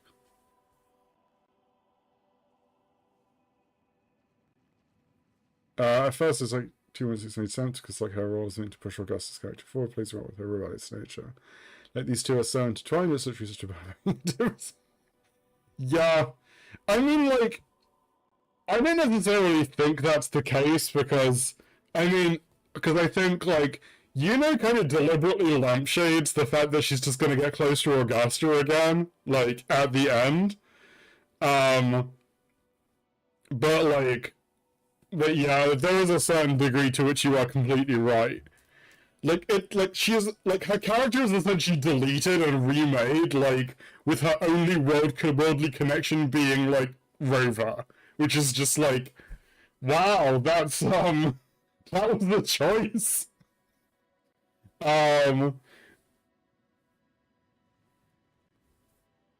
yeah, I don't even know what to say about that, to be honest. I'm not actually a fan of I didn't like her very much. I think she's fine. Um, but like, yeah, that's a lie. I actually liked a lot of her backstory stuff. Like when you're going through her story in chaos, like I actually thought that was really well done. No, they can't stop fence sitting because like they're trying to appeal to like the largest demographic like market possible. That's like always that's how these companies work. And so like yeah, it's like it's basically this thing where like they're kind of committed to their fence sitting. And to a certain extent they get away with it because they never deal with characters again after their banner. So like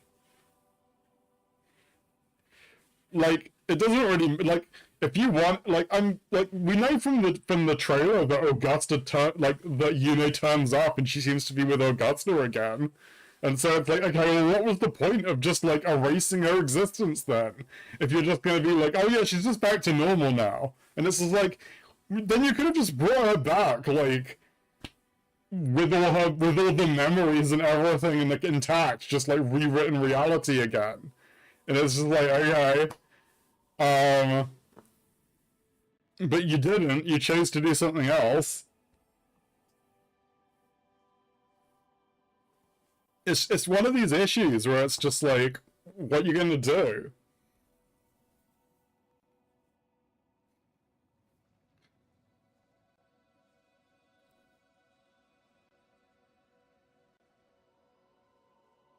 Yeah, and that would have been fine. But you know, it's not what they did.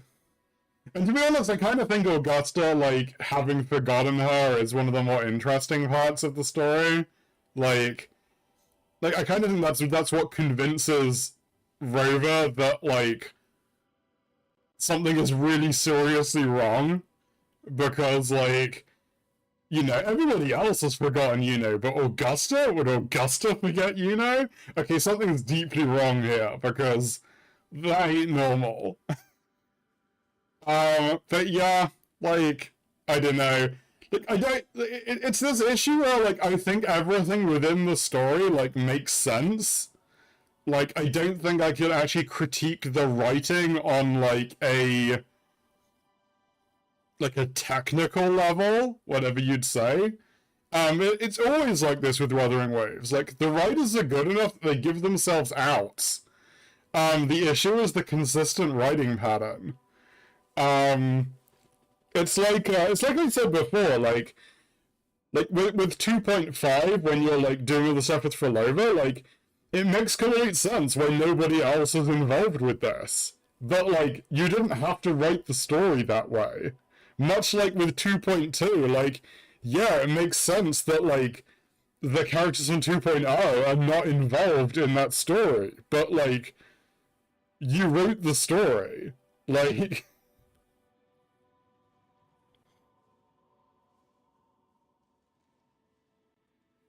yeah, I don't know though. I mean, I kind of think her rationale that it's just like dark tide corruption like makes a lot of sense because like, I mean, this person doesn't exist, and like, if like a person doesn't exist and there's like literally one person going like, "Don't you remember this person?" and they're like, "Nah, mate." Like, I'd probably just assume that Rover was a bit mad too. Like, you have to remember that it's only Rover that remembers and like technically Abby. Like, one of my big issues with Part 2 actually was the fact that Rover doesn't ask Abby like really early on. Like, because I was just there yelling at the screen like, ask Abby, Rover. And Rover was just like, no, I'm not going to ask Abby yet. I'm just going to wait till Abby just volunteers the information randomly. I don't know, like, I kind of think the writing makes sense. I just don't think it was, like, the decision they needed to make. Which I think is, like, my issue with a lot of Wua's writing, is, like, I think the writing, like, on its own is generally good. I just don't think the consistent writing patterns that like the story goes for like are good for like the long term, like maybe not even the long-term storytelling, just my own personal enjoyment of the storytelling, like, in a consistent way. It's like, why I'm not going to be, like, a rural lore creator or something, because I'm just, like, I don't have enough faith in, like, the long-term storytelling of the product that, like, I'm willing to do that. Like, because it's just like, well, some of the symbolism is cool, but yeah.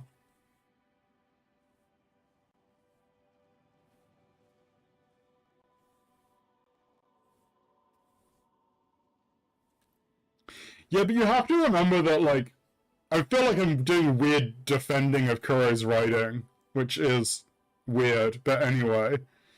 I do think, like, I think the key thing there is that, like, Augusta's, like, rebellious nature is specifically, like, tied into, like, her personal history and the way that she's lived her life, basically her memory, like her like growing up in the world and seeing that the world is wrong. She's a product of her experiences, and those experiences have now been rewritten to not include Yuno. Which I think like Augusta is someone who trusts her experiences. Like she goes against the world, but she goes against the world because she knows from experience that the world is wrong. And like I kind of think that like just ceasing to exist in the way that she does, like I think Augusta's treatment makes sense because her experiences tell her that like Rover is probably a bit crazy. Especially when she is personally like someone who has experienced like dark tide voices basically her whole life. Like she kind of knows like she knows that the way that the dark tide like warps your perception of reality in a way that, to be honest, like not many other people like in the Septimont cast like do. And so I think her assumption that that's what's happening to Rover is, I think, a valid one. I don't like it, but I do think it's valid. But yeah. I forgot that was happening.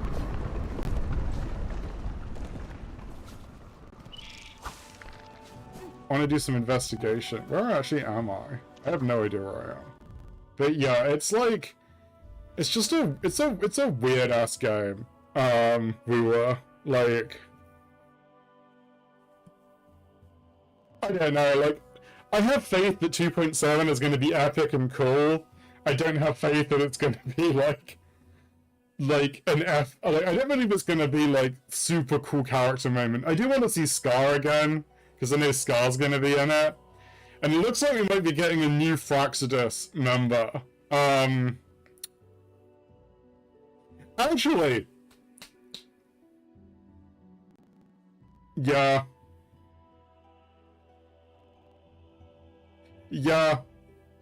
I don't know if it's the Grand Architect, we're not entirely sure. So, query. Just on a personal level, do you think Cristoforo is real?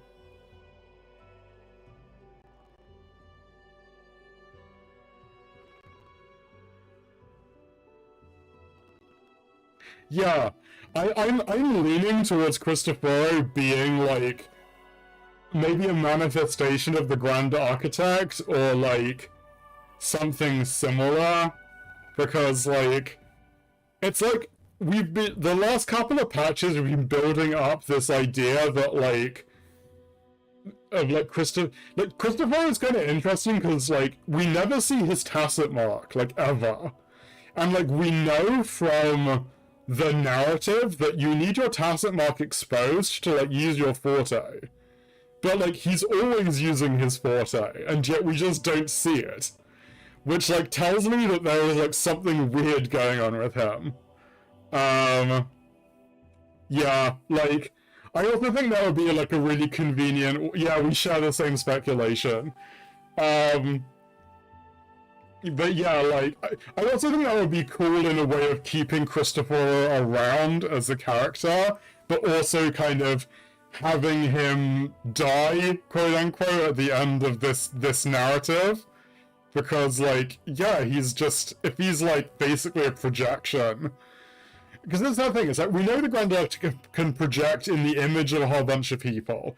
We know that, like, Cristoforo, or the Grand Architect, whoever it happens to be, is able to, like, literally conjure people out of nothing and just, like, write them into the world, which, to be honest, is, like, a busted-ass ability. Like, I'm sorry, like, Cristoforo just, like, invented Avidius and, like, inserted him into the world, and I'm just like, how strong are you? That's, like, ridiculous forte.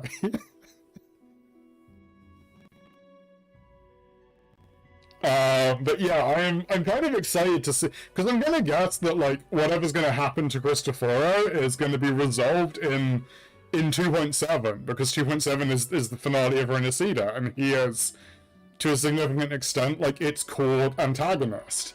And, like, he wasn't in the trailer at all, which I thought was interesting, because, like, Scar is in the trailer, being Scar, but, like, Cristoforo wasn't anywhere in it, and I'm like, that's weird.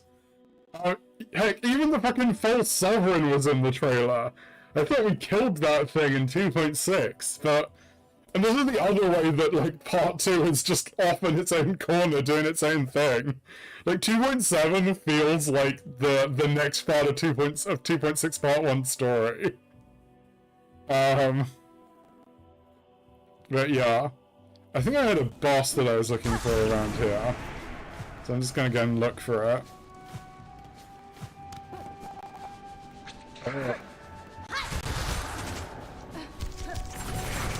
Oh.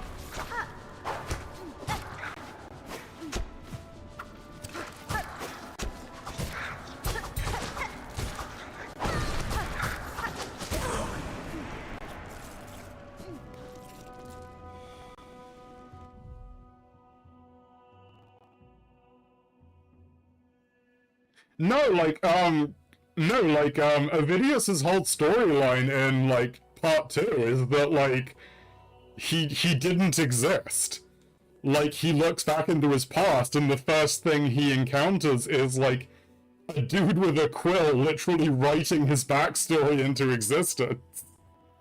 And, like, Cristoforo states at the end of Part 1 that his protagonist, like, is Avidius. He's like, oh, my perfect protagonist. So yeah, Avidius isn't real. He's like Nestor in the prequel story to 2.6. He's like this weird like invention projection of Cristoforo. Like, that's Avidius is having that whole crisis in Part 2 about, like, basically realizing he, like, doesn't exist. And is just, like, a weird fake person. And, like, the ability to just, like, create people is, like, busted as all hell. I mean, he literally also, he trapped the whole of Septimon in a weird sonorosphere as well. The Cristoforo seems to be, like, bastardly powerful. In a way that's very effective for a villain, because reality manipulation is a really good villain-like forte. I think it would work quite as well as, like... It's a very good forte for, like, a mastermind villain in a way that, like, say, like, Scar, who's just, like, I can teleport around and, like, turn into a big goat, is, like, not really, like, prime villain material, but very good, like, henchman villain material.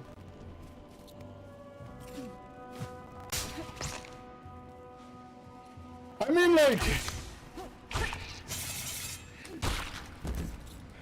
like, Rover is stronger than Cristoforo in that I think Rover can probably punch Cristoforo in the face and knock him the fuck out. Like, I think Rover is, like, physically stronger than Cristoforo because Rover just likes punching things. And like, if there's anything that shonen manga has told us, it's that like you can just punch someone really hard, and it doesn't matter how powerful they are. If you punch them hard enough, they will lose. But like Rover is kind of stronger than Cristoforo in the sense that Rover is like kind of almost outside of Solaris 3. Like, Rover is like an external observer, and so like they're probably not subject to like Cristoforo's abilities in quite the same way.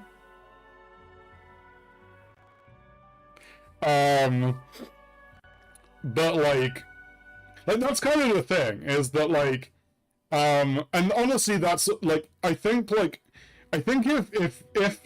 Rover is stronger than Cristoforo, Rover is stronger than Cristoforo specifically through plot hacks, which mean that Rover is like basically not just subject in the same way to Cristoforo's abilities, because Rover is, as 2.6 tells us, the unwritten one.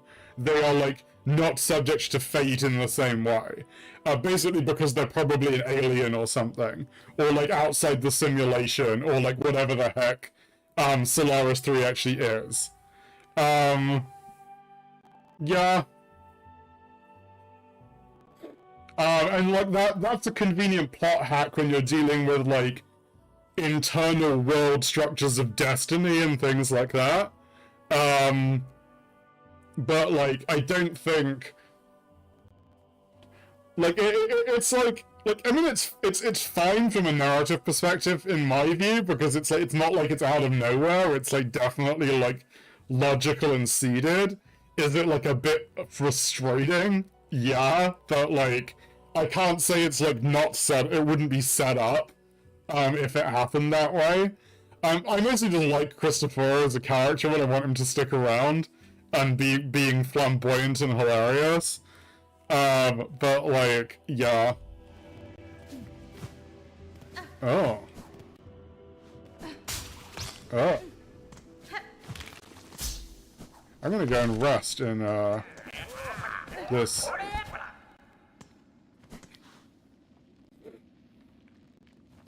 Yeah. And to be honest, like, there are elements of that that are still in the story, because, like, it's just a lot more positive. That, like...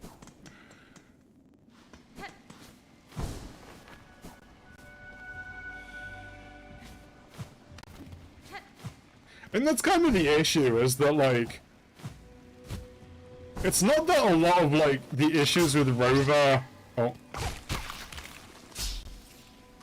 It's not like a lot of the actual, like, meta-narrative elements with Rover are gone.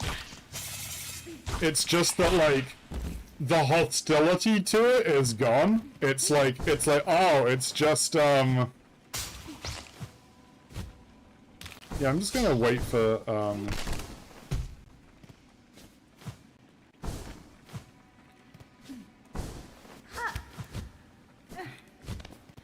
We're supposed to get up there.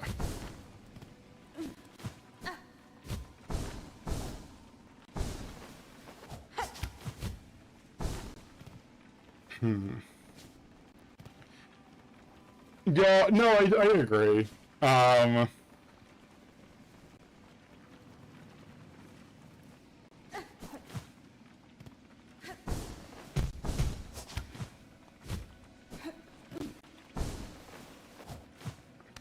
Oh, that's better. Is it this way?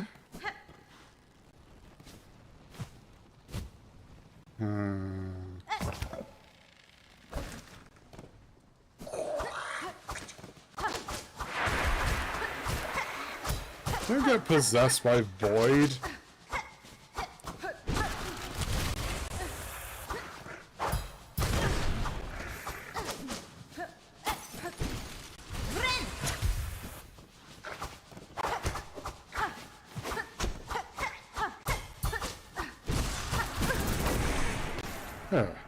Yeah, like... Cool. I'm gonna look for this boss that I'm supposed to be fighting.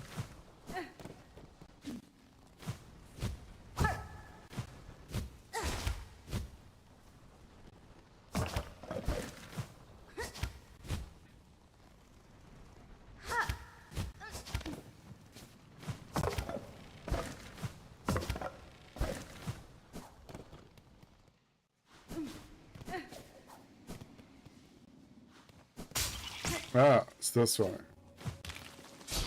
Where are you?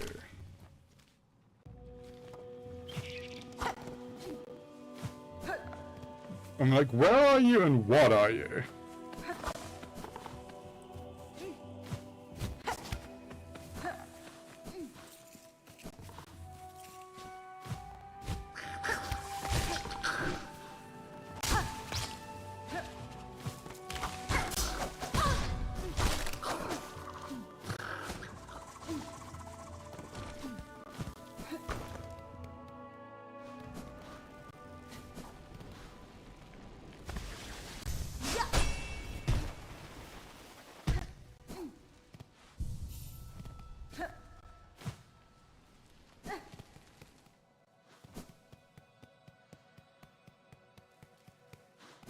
I'm guessing it's not in here.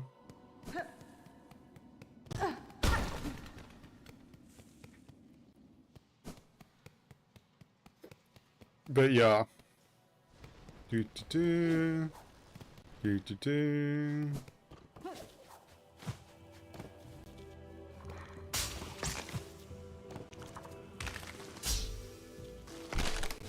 Is it this way? No, wait, this isn't actually a passage. So it's not going to be that way. Must be down here.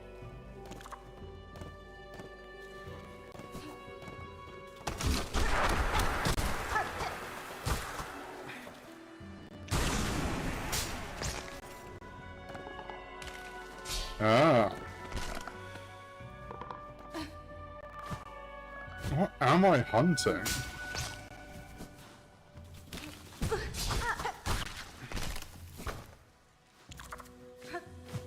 Also, this is like a long-ass hunt. This thing just like...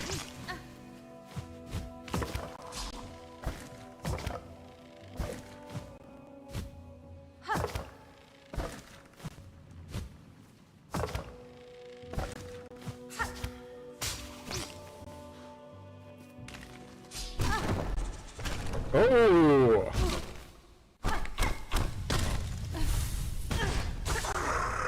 Good, the outcast.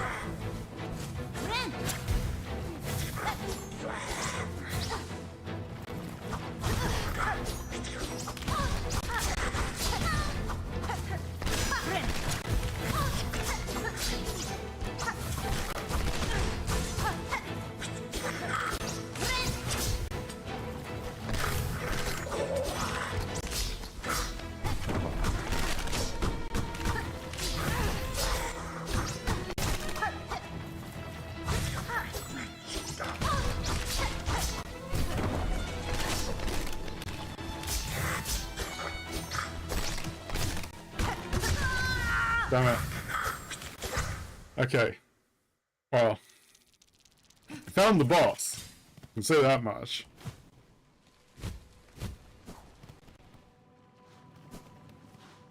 No, it wasn't this way. It was back this way. Let's go down here.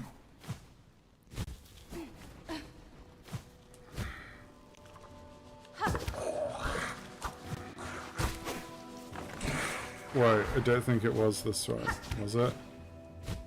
No, I'm going the wrong way. Oh no, wait, I'm not going the wrong way. I'm going a different route. Wait, do I? I think I'm actually going to...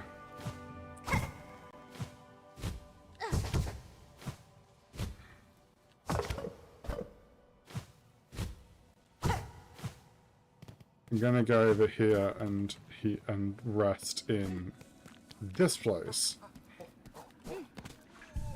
with the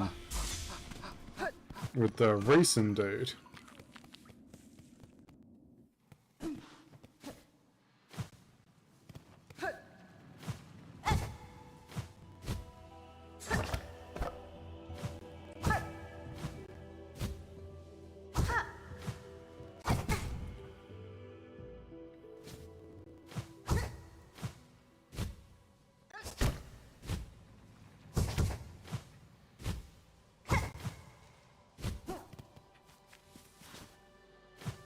There we go.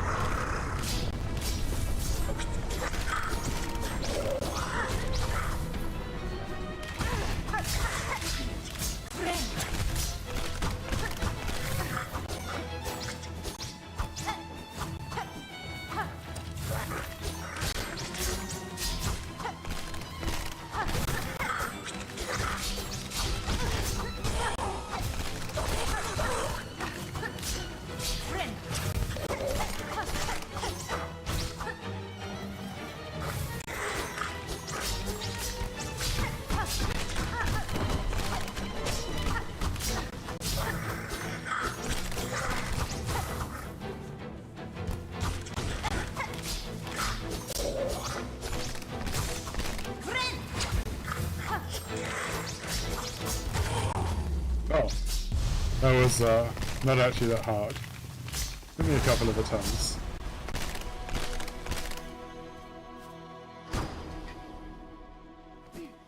That was actually kind of cool though. Oh my god, he has so many cool like trophies, I guess. Oh, it's one of these. That's only cool. Oh, brilliant.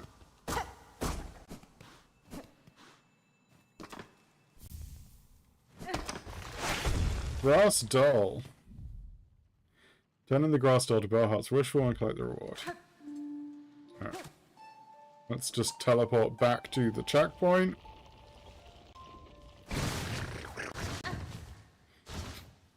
That was a cool grand hunt. Sorry it took so long. It was too busy. Wrong place. Need to go to Bellheart.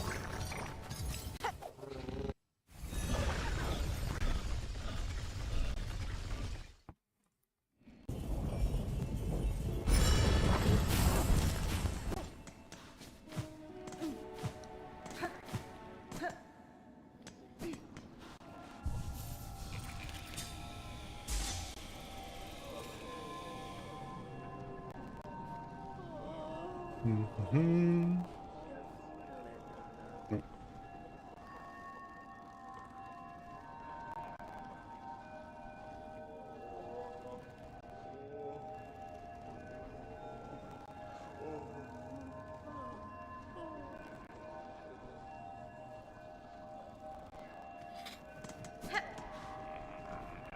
Turn it! Yay!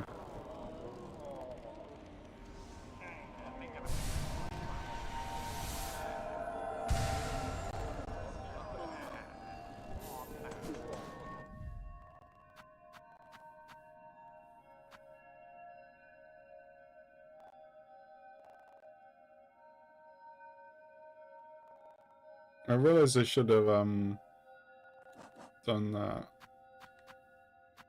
Yeah, so weird that I like I'm missing a spore fragment and a mask shard. Hello there. As much as I want to buy a cool spa, I'm just gonna buy a bunch of these.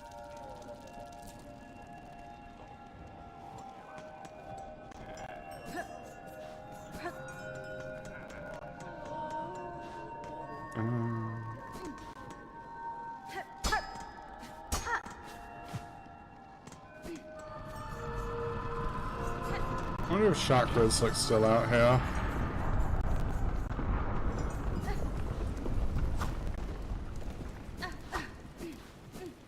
Maybe not.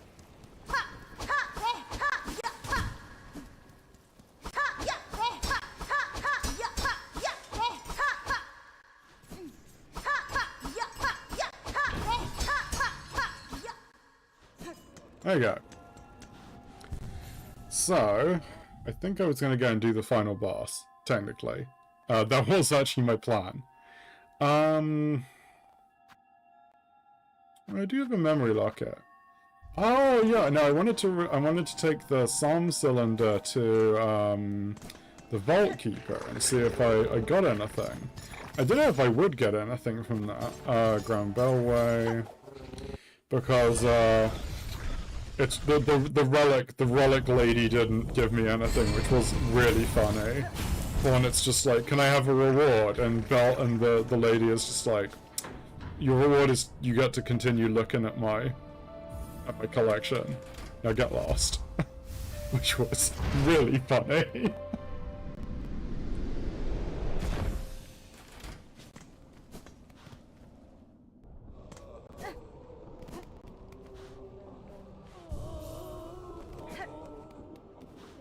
Hey Sharma. Oh, Benventra. Feel the time of our heart draws near. You sense the true Sharma. I shall soon descend to the darkness below the kingdom and quell the source of Farloom's rending. If that task is achieved, my future may take me far from Farloom, but now I have faith that you will hold these bugs together and see them prosper. In truth, I'm still only a fool, but I'll hold dearly to your faith in me. That warmth will help me to endure whatever challenges lie ahead. Now let me pray for you, dear friend, and may my hopes follow you into the deepest darkness and beyond. Mean, strong, wreathed in red, shield to shell, bless her thread. She fights for us until the end. Please protect my dearest friend. I love Sharma, he's so cute. Now where am I? Okay, should probably go this way.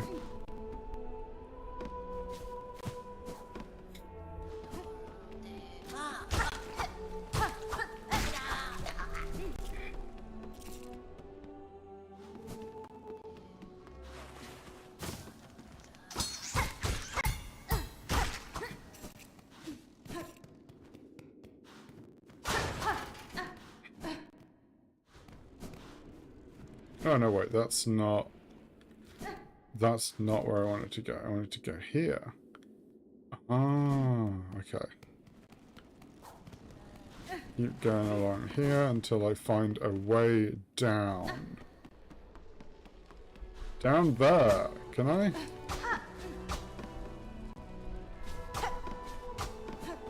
Huh, maybe I guess. Oh no, wait. I fall down here. Wait, is this? Is this the actual?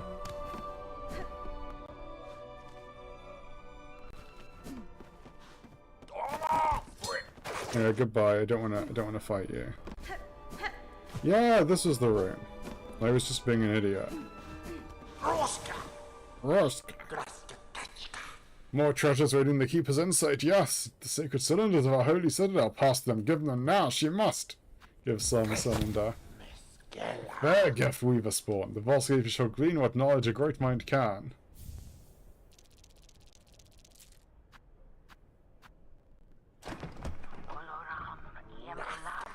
Oh, its collection gleams complete, such sacred understanding stored safe. You have performed your part, weaver spawn. The agreement is concluded. Knowledge and rosaries all are past fair. No more between us. Leave this keeper to its treasures and their insights, it has given its service. And this keeper wants its time alone. She may see it, the perfect set. This vault keeper is rich with insights, jealous its fellows would be, if still their minds remained. Yeah.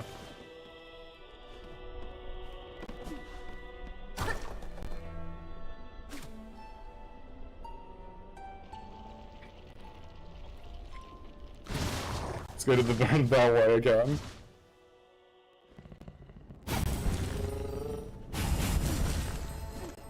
Now.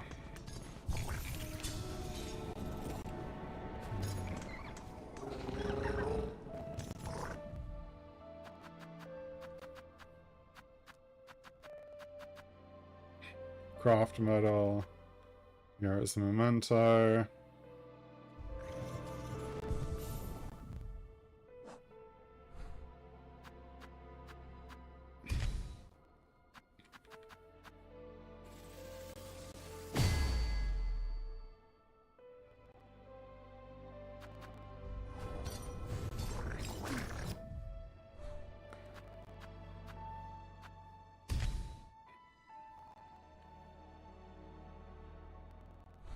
The crosses are really interesting.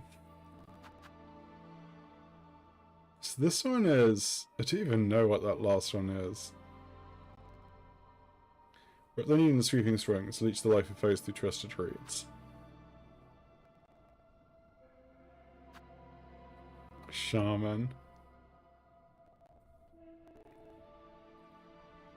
Yeah, so this is just like... So I missed 2 memory lockets. I don't know where they would be. Could probably find them if I explored more. Let's... I wish I had... Wonder where that last spool is. There it is. Gur the Outcast. Huge yet stealthy Scar, an expert trapper and master of the undergrowth. His tracks and traps. It should have been obvious from the start. This old hunter sought to draw me in. But what reason drove him to test himself so brutally? The answer I suspect I shall never know.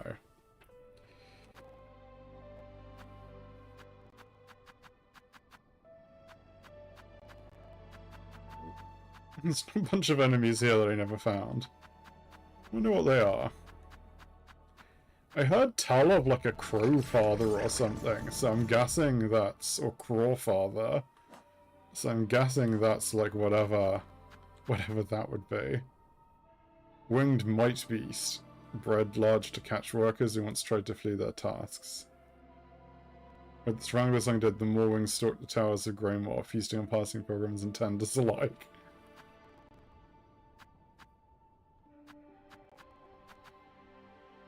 Might Mother, aged female might, grown large and stronger than most of its kin. Yeah, so this is a might, much like this and these. Oh, I guess it's like a giant fluttermite. Which makes sense.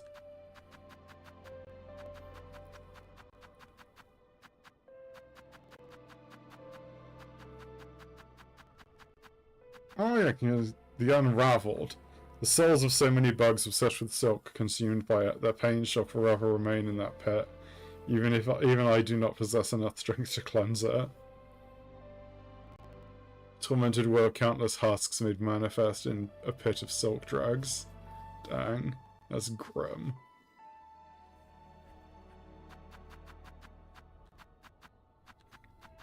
Tormented Trobio.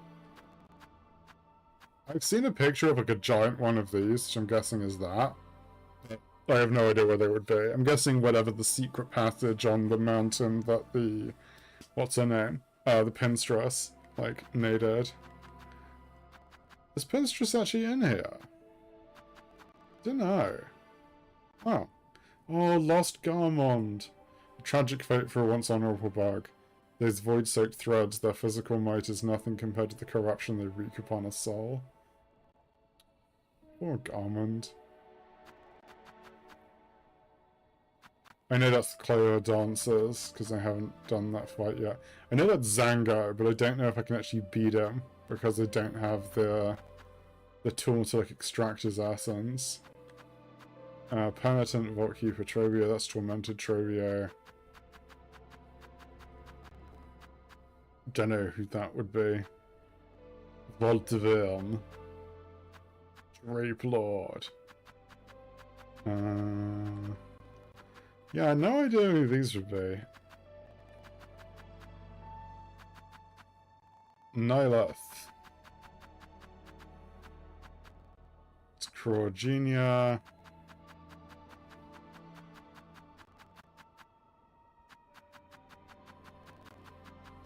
Only missing like 13 enemies. Actually, it's possible that the final boss like isn't even in the thing, because I don't know if the Radiant's ever got an entry in Hollow Knight. Huh. I guess let's press on. I'm gonna go to the finale now, I think. Trying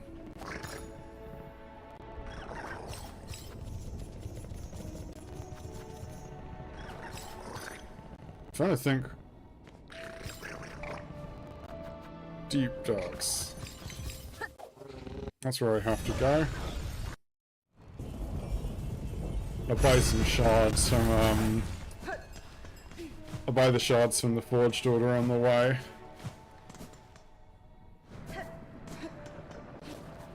There we go. I'm wondering if I wonder if with my new Wanderer build, I wonder if I will have like a good. By 4 or 5 of these, that's nice.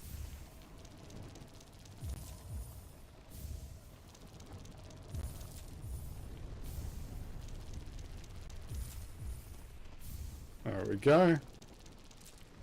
Right. Stay safe, Forged Order. No, I should just call you Pointy Bug.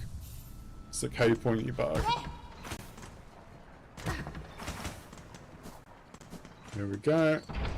Along here. Down. Goodbye. It's not that way, it's down here. There we go, into the sauna. Take another little rest here. Always run into that. There we go. Down here.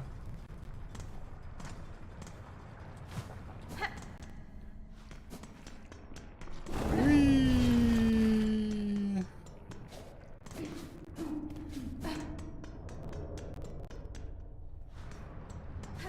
Right.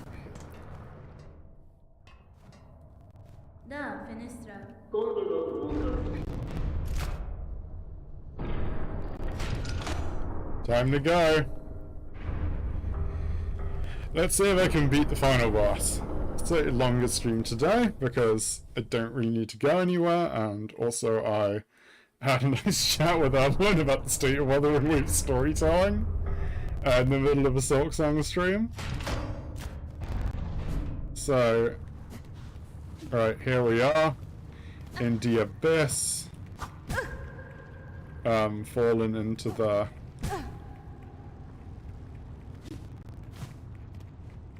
there we go, that's better. The abyss.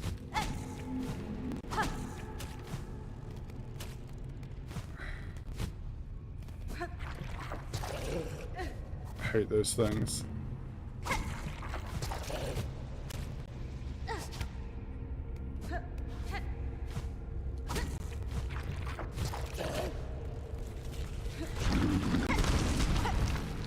Goodbye! Gross little weirdo.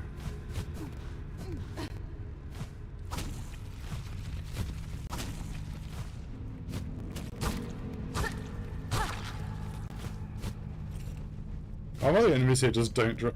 I love how enemies in this just don't drop rosaries if it doesn't make sense for them to drop rosaries.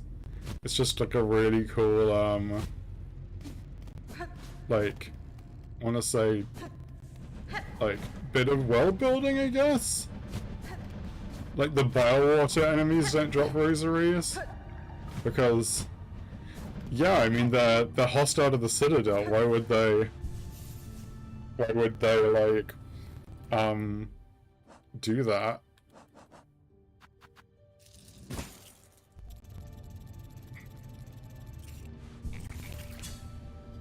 There we go. Okay. Time to do the final boss.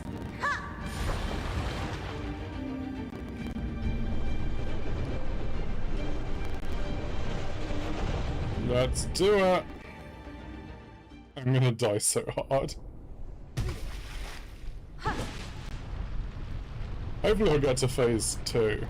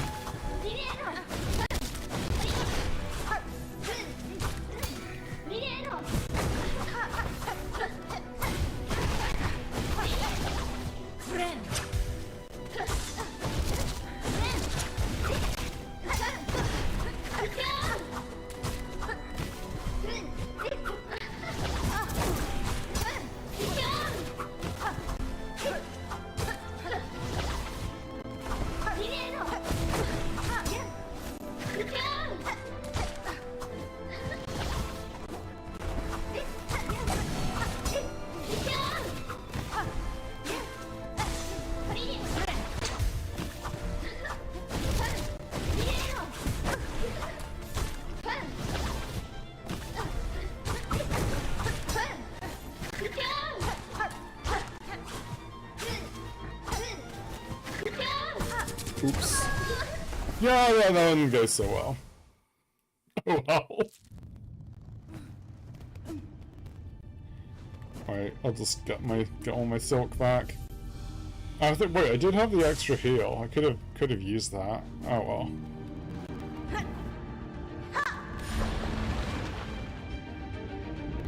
I love that you can actually just go swimming in the void stuff with the flower and it doesn't actually like hurt you.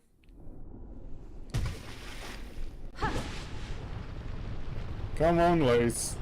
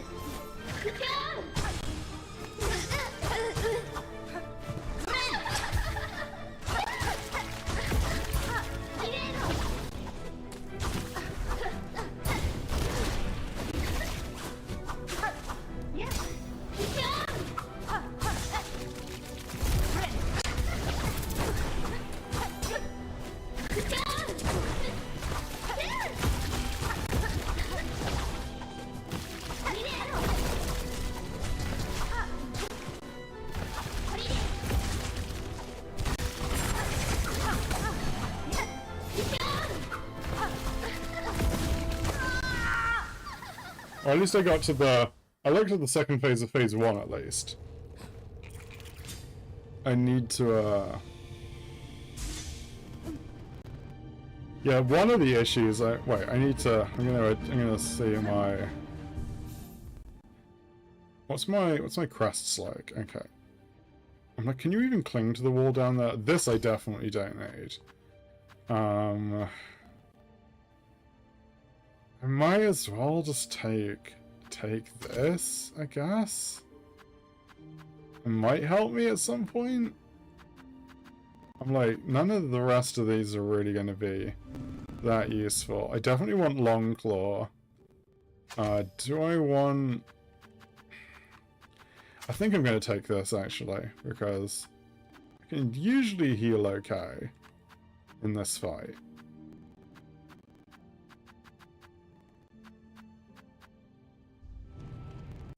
Okay. Well, let's go!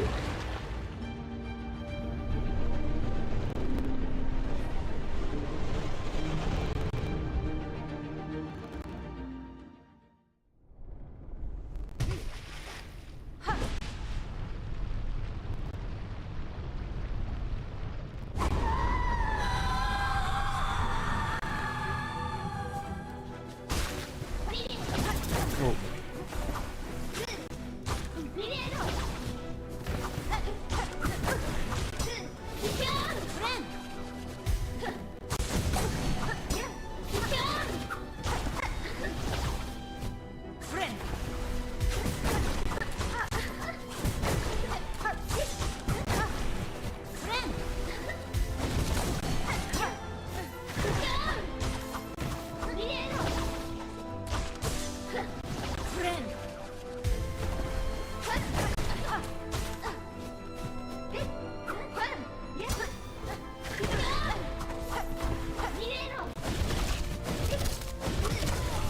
Dang. Okay. Yeah, that didn't go so hot. Maybe I...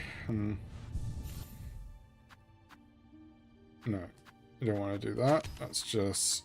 I'm gonna go with the injector bend again. Extra speed, probably good. Failing that, should probably proc, nah. Come on.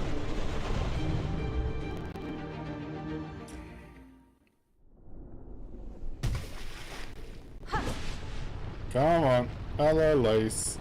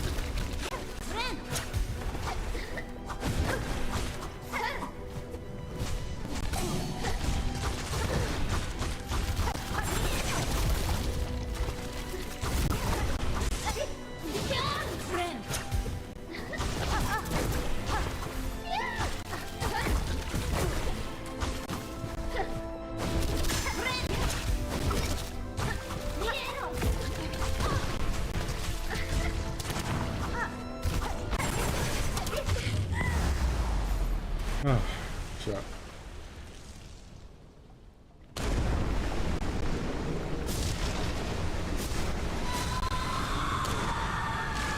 Yeah, I'm not gonna actually get very far.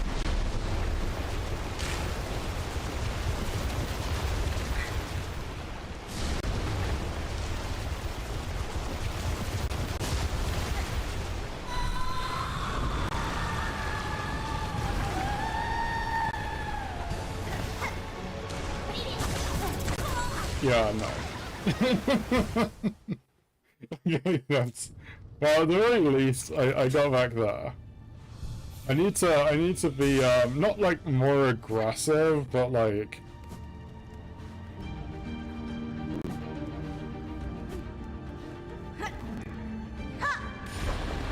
I need to be more cautious in that first half. Because, yeah.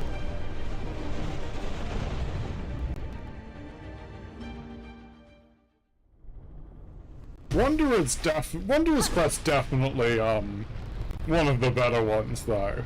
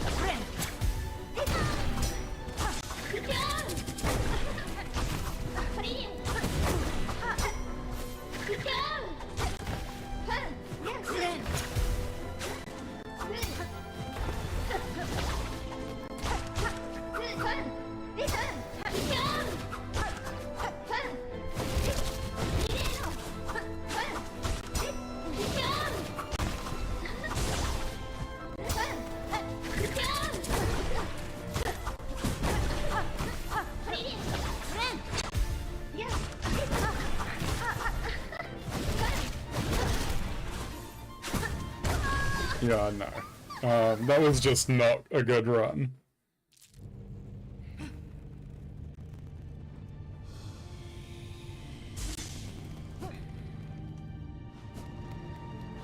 Come on. Down we go.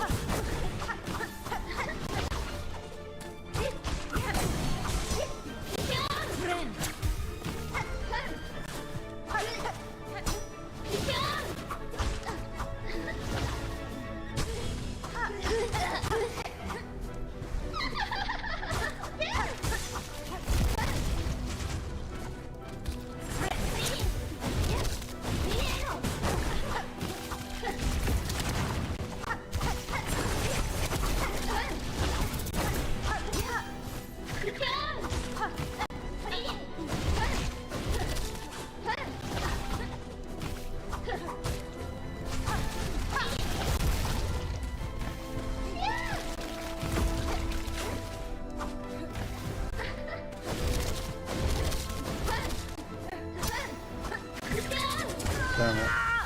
I thought she was gonna,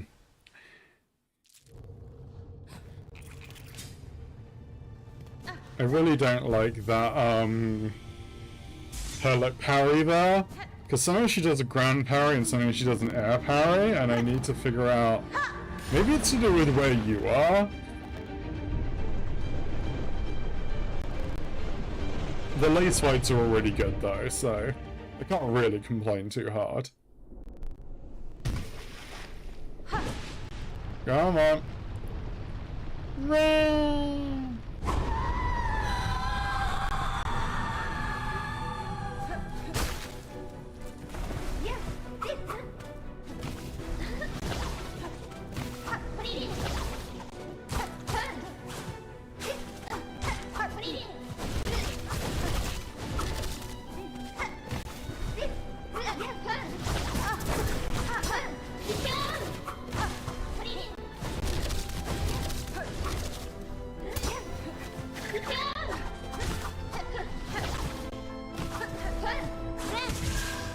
Damn it!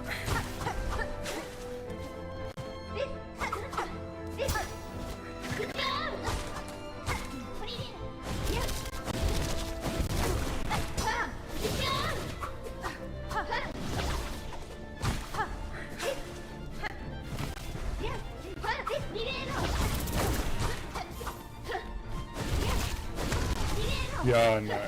I think after all my silk got drained, that was probably going to be fairly doomed run.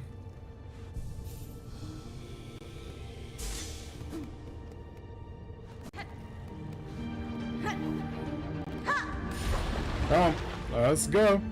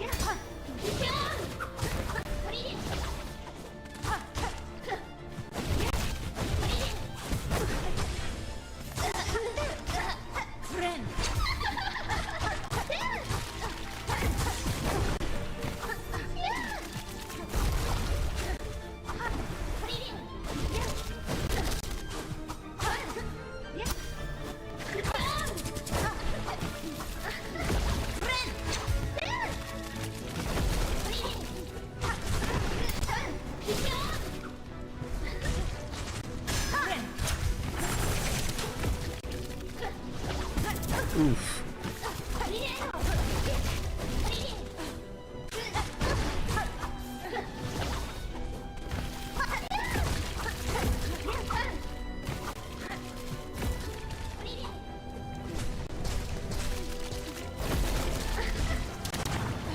Oof. Damn it! It was like, run it away, I'll go run and heal. And then it's just like... Yeah, maybe I will swap that out for, that one, because I might have been able to get that if I'd, I need to be careful of the speed, though. I healed slower now. I need to make sure I actually know that.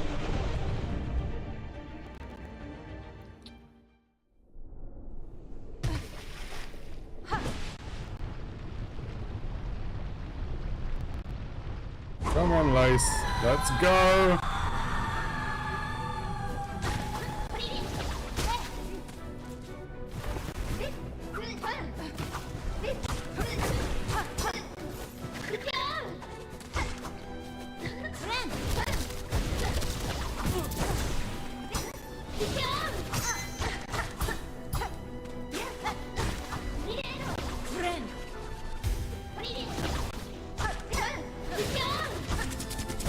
Damn it.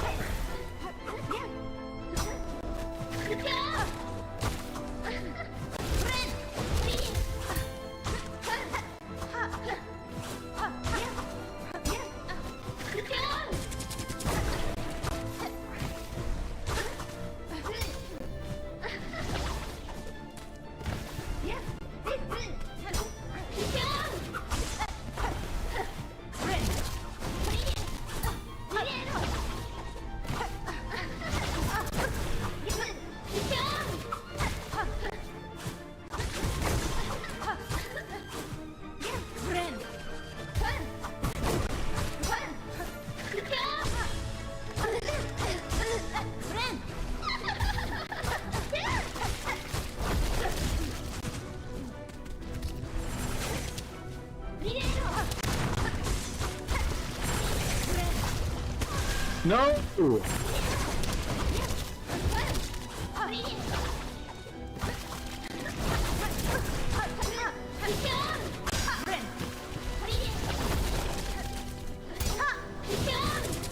Damn it.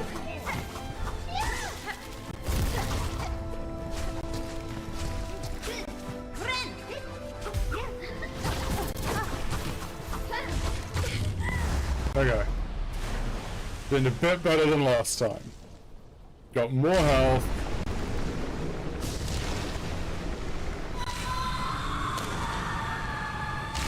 Unfortunately, I haven't really had any time to practice, like, this phase at all.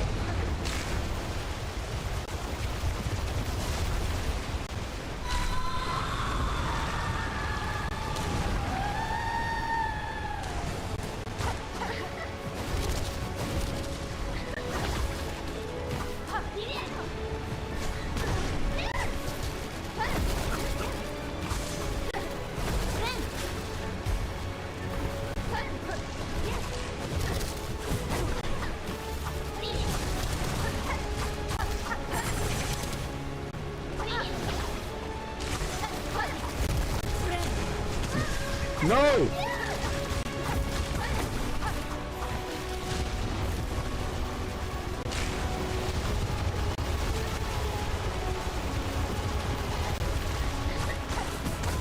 Ooh.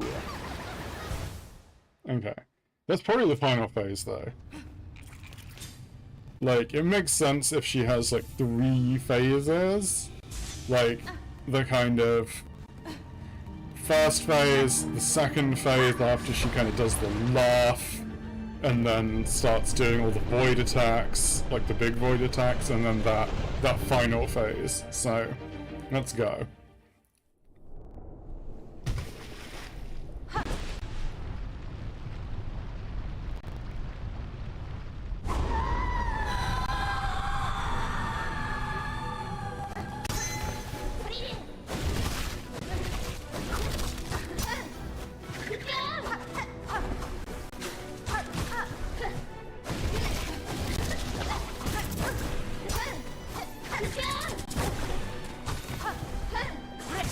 No!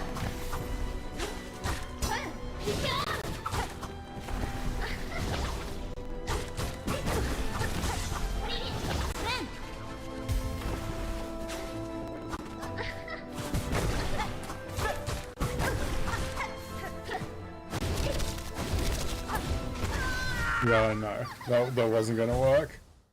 You can't counter the... I mean, you can counter the physical hit of that attack, but, like, then the void gets you. So...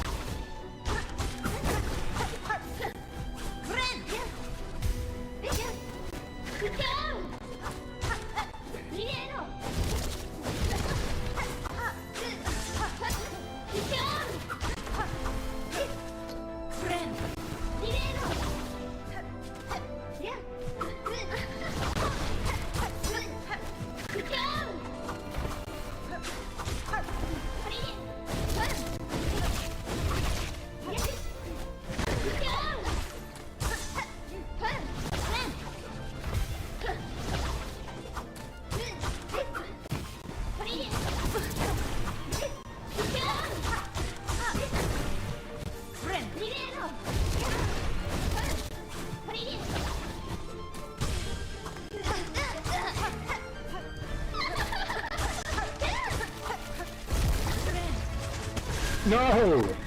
Damn it. Yeah.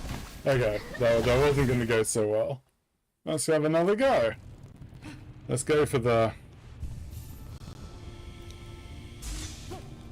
I just realized I didn't use my bugs at all on, like, the final phase.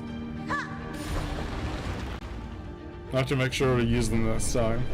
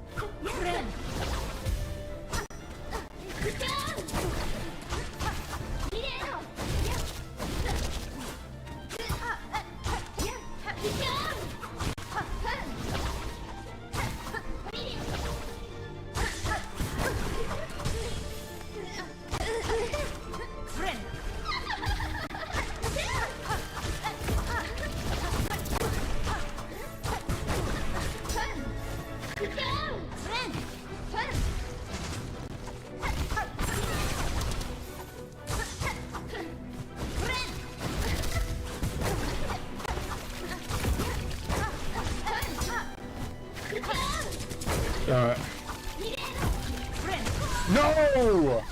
Oh, I missed that she was doing that attack. Damn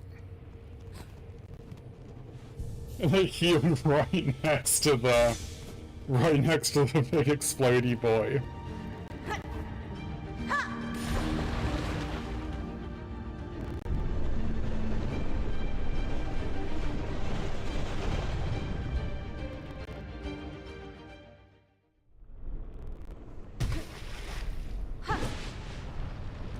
Come on, Lace.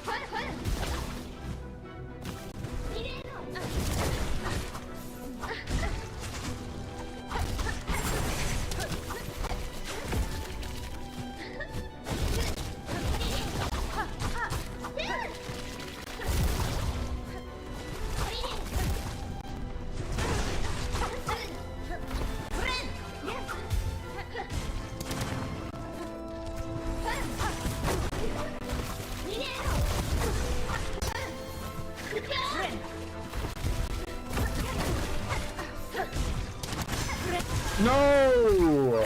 Damn it! That was probably almost the next phase. Oh well. At least I'm more or less consistently getting through a lot of phase 2, and sometimes to phase 3. Because yesterday I was mostly dying in phase 1 and then a bit of phase 2, so I am definitely getting better.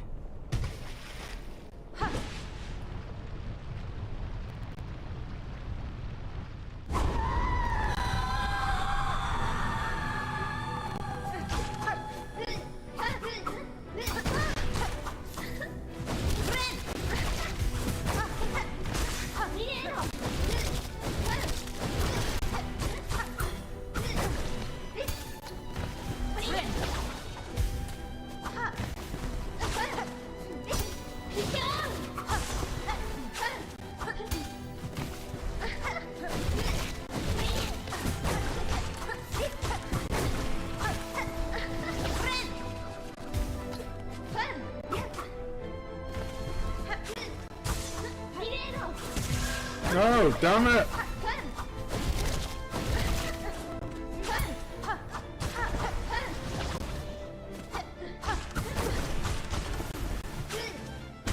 No, that was never gonna work.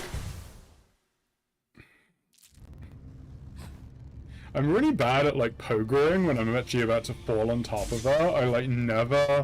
I never do the down attack, which is honestly pretty idiotic, but I don't know, my muscle memory's just not there. I don't react fast enough.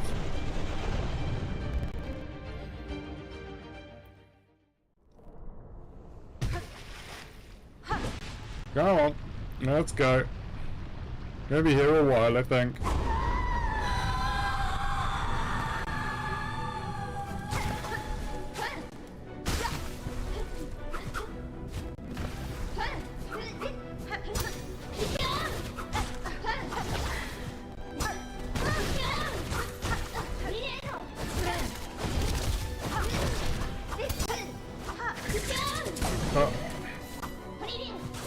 No!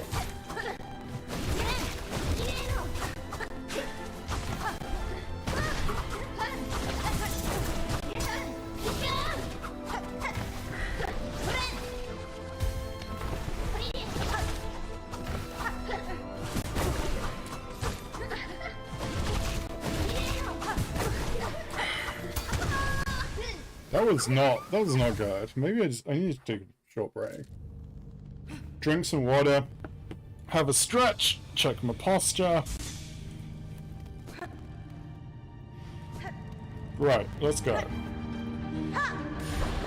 Ah.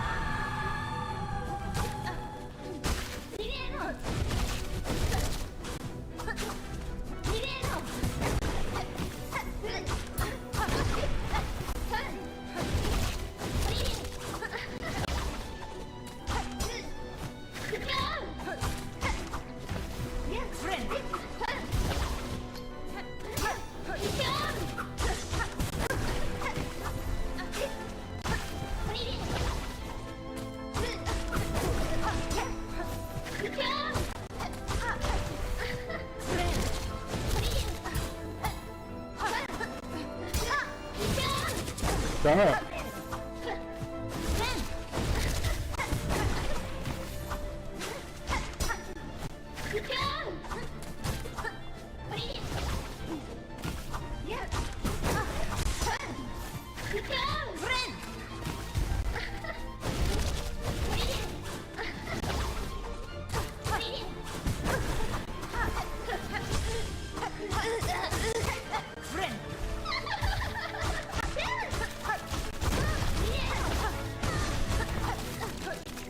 Fuck.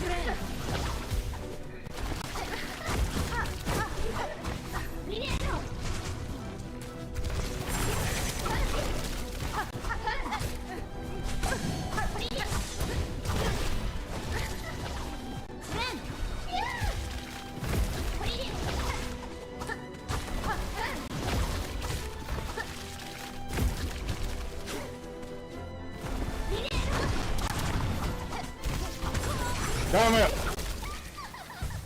Yeah, you can laugh. You can laugh, Lace, with your silly little like.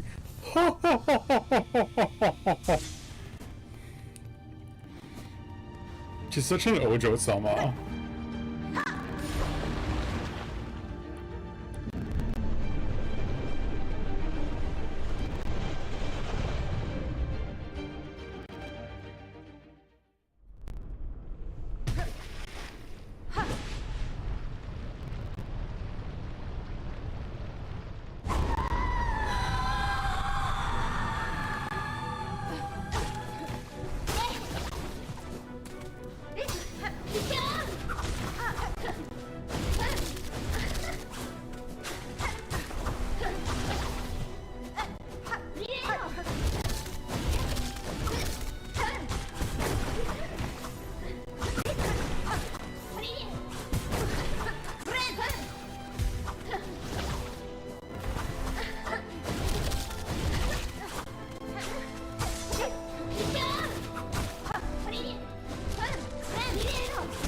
No!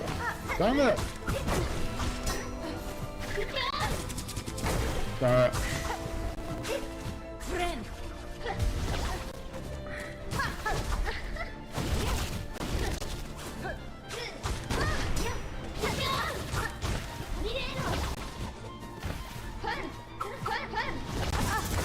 Damn it.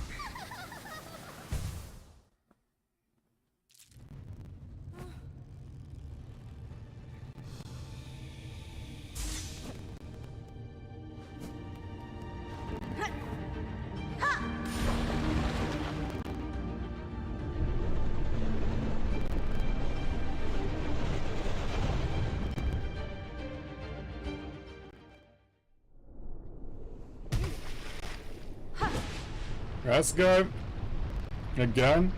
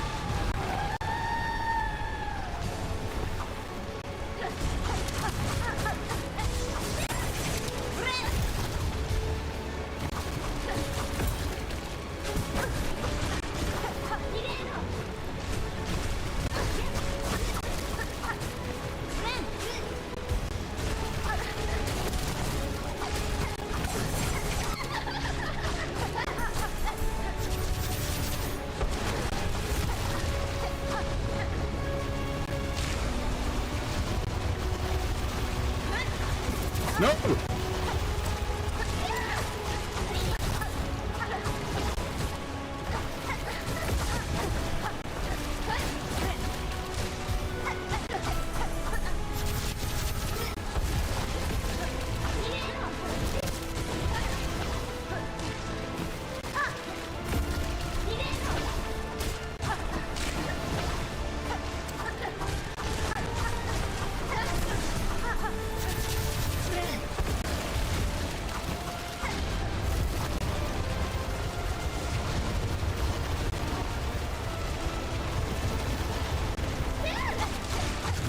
Yeah!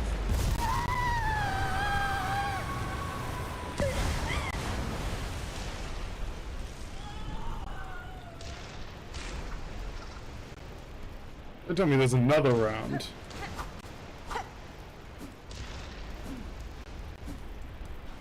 Oh. Lace! No!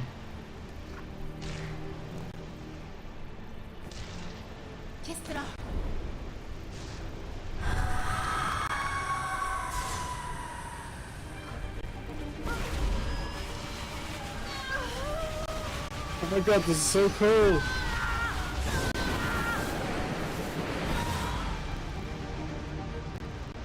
She gave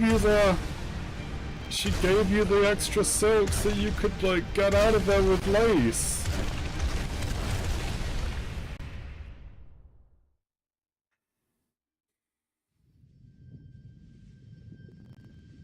Oh no, you're in... No! Stuck in the abyss.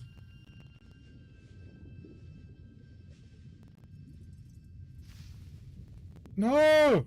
Is this like bad end? Oh! Heck yeah! On it!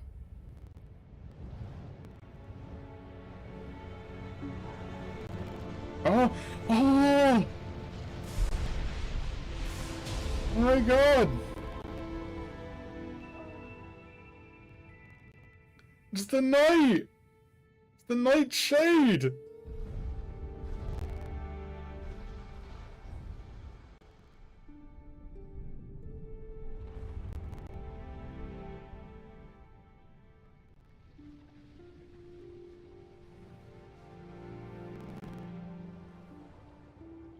Wait, is Lace gone?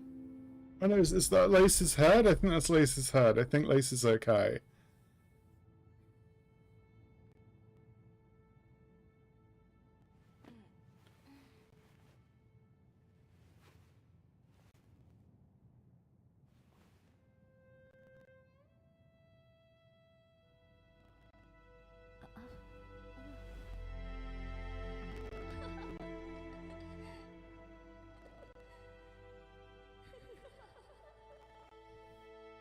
What, it's like, the fuck did I do that for?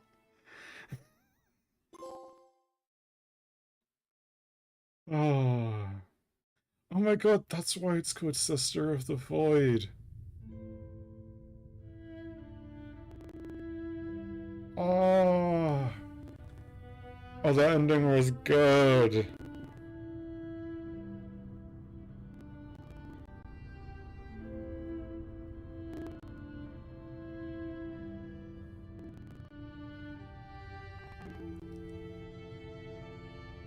Oh.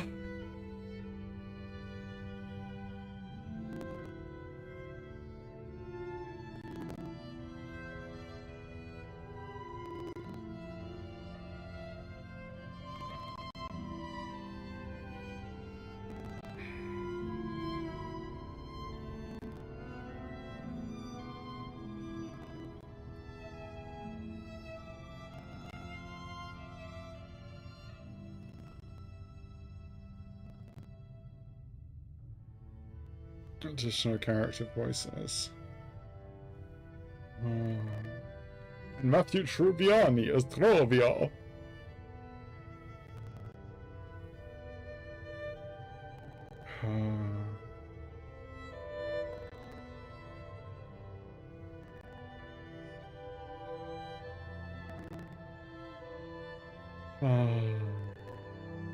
That ending was so good. does really make me want to go back to Hollow Knight 1 and, like, especially that brief flash of the god, whatever they're called. Like, the Pantheon ending. The one you have to do the Pantheon for.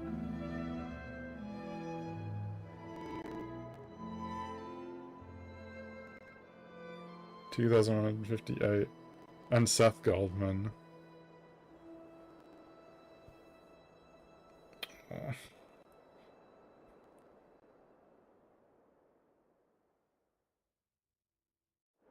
Wow. Oh, is there more?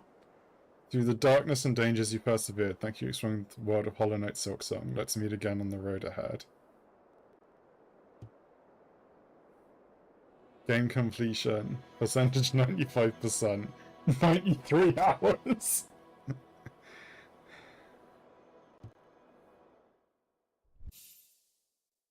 Damn. If I load up my save file... Extra... Surface Silksong Corridor Abyss.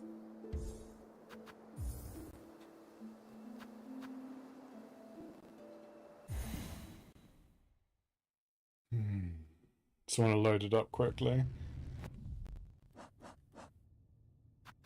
Yeah, I don't think the final boss gets like an entry in this. Yeah. Yeah, I know. Oh no, wait, I'm not quite at the end. Yeah. No, not at... Oh no! Lost Lace, there she is. Silkspan child possessed by the void. To quell the mother's rage and to see this kingdom saved, I will claim her back. This one the dark shall not take. That was such a good ending. Oh my god. Thank you, little bugs, for saving me that time. Dang. 95%. I don't think I can get to 100%. I don't know, it depends on what counts as 100%. Although I kind of just want to... There's a lot of things I can't do. So I kind of want to just leave it until I do my next playthrough.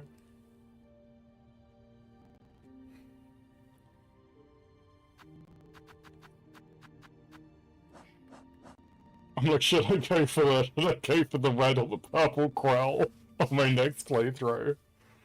Oh, damn though, that was so good. That was such a good ending. Oh. Let's see. Well, let's have a look at the trophies. There we go. Solid Nick Silksong, 62%. Acquire tools, 94. I know I'm missing 2 of those. Makes sense because it's like 57, I think. Acquire Massage, yeah, I'm missing 3. I'm missing 1 Swirl Fragment, I'm pretty sure. That's the thing for getting, I think, all of the, like, the complete Hunter's Journal, which I can't get. So this trophy's actually locked for me because of the... I missed some unique enemies in Act 2. And I think I also missed getting the specters in the mist before beating Phantom. Like, getting the, like, complete journal entry. So... Third Snox, Sisters of the Void. So what's this one? Oh! What? Damn. I guess I have to go for that sometime. That's gonna be hard. Whatever this is. Because I guess that was another ending, so I kind of wanted to see what it was. Yeah, that, not gonna get. Definitely not gonna get these 2. In under 30 hours, it took me 92 hours, and I'm only 95%. I mean, apparently I kind of will know where to go for that, so it's probably not gonna be that, not that hard. It's gonna be pretty hard, but like, still. Complete the game in under 5 hours. Okay. You can get any ending on this, I'm guessing. Like, this is just, like, Act 1 and Act 2, basically. Defeat Lost Lace and Free Follow. That was such a good ending. I really loved that one. Oh, that's so good.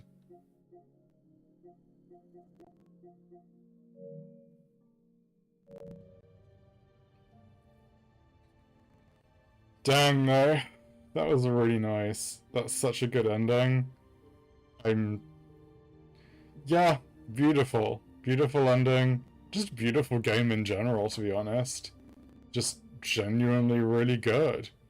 I don't think I'll bother getting... I think I'll start a new save file rather than trying to wrap up this one, because there's just like... I'd rather not go all out on a file where, like... Also, I kind of want to have secrets left for, like, next... Like, I didn't even get all of the mask fragments or all of the sort. Like, these are hidden somewhere, presumably. Like, either in side quests I might miss, or, like, just secret chambers I never found. So, yeah, I think I'm gonna leave... I'm gonna leave all of these for, like, next time. But yeah, damn, this game's so good. Such a good game.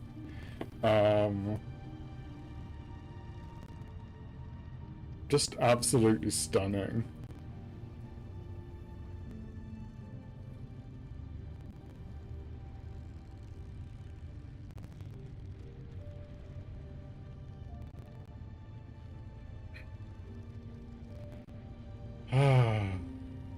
Okay, I'm gonna wrap up here, I think. That's so good. I might try and write a review of Silksong, but I'm not sure. I'll see if I have anything interesting to say about it, because currently if I write a review for it, it's just gonna be like, the game really good, and I'd like to have an end goal. I kind of want to do that more. I want to do not just game reviews, but game reviews that are like about a theme or about something in the like more literary analysis kind of stuff. And I'd quite like to do that. There's like a few little like long reviews I kind of work on. I want to do a review of what's it called? I'm gonna do a review of Dawn Trail, FF14 Dawn Trail, about its use of legacy and its like fixation on legacy. But I also want to do a review of Woowa 2.x, like once 2.7 is out, or I might wait. I'll see how long it takes me to write. It might run all the way into 2.8.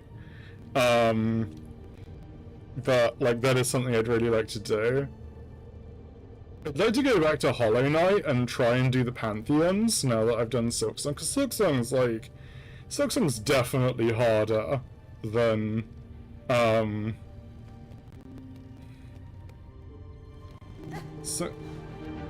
yeah. Silksong is definitely harder than Hollow Knight. It gives you more options, but it's a lot faster. And I think I'd quite like to go back to Hollow Knight and see if I can finally do the Pantheons, because there's like 2 of them that I never quite managed to get. There's like a few bosses here that I didn't get either, so I'll probably play that off stream though. Like just do kind of on my own time. I might leave a break as well, so it's a bit fresher once I come back to it.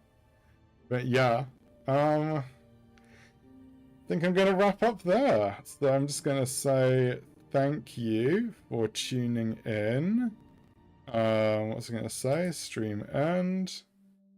Thank you all for tuning in. It's been a pleasure. Thank you so much. You can follow me on Twitter, Instagram, and YouTube at LaRoca as well. I post my streaming schedule on Twitter at the start of every week.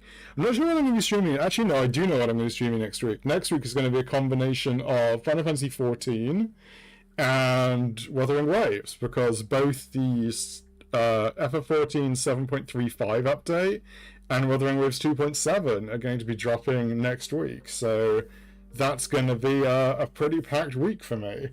After that, I might switch to some more horror-y focuses, like, since it is October. I'd really like to play through Still Wakes the Deep again, and to do the DLC for the first time, because I never did the DLC. I really want to play Silent Hill F at some point. So hopefully I might get that this month, but I might have to wait for it to be on sale. So we'll have to have a look. But otherwise, I just wanted to say thank you all for tuning in. It's been a pleasure. I hope you have a really good day. And yeah, please take care. Larika out.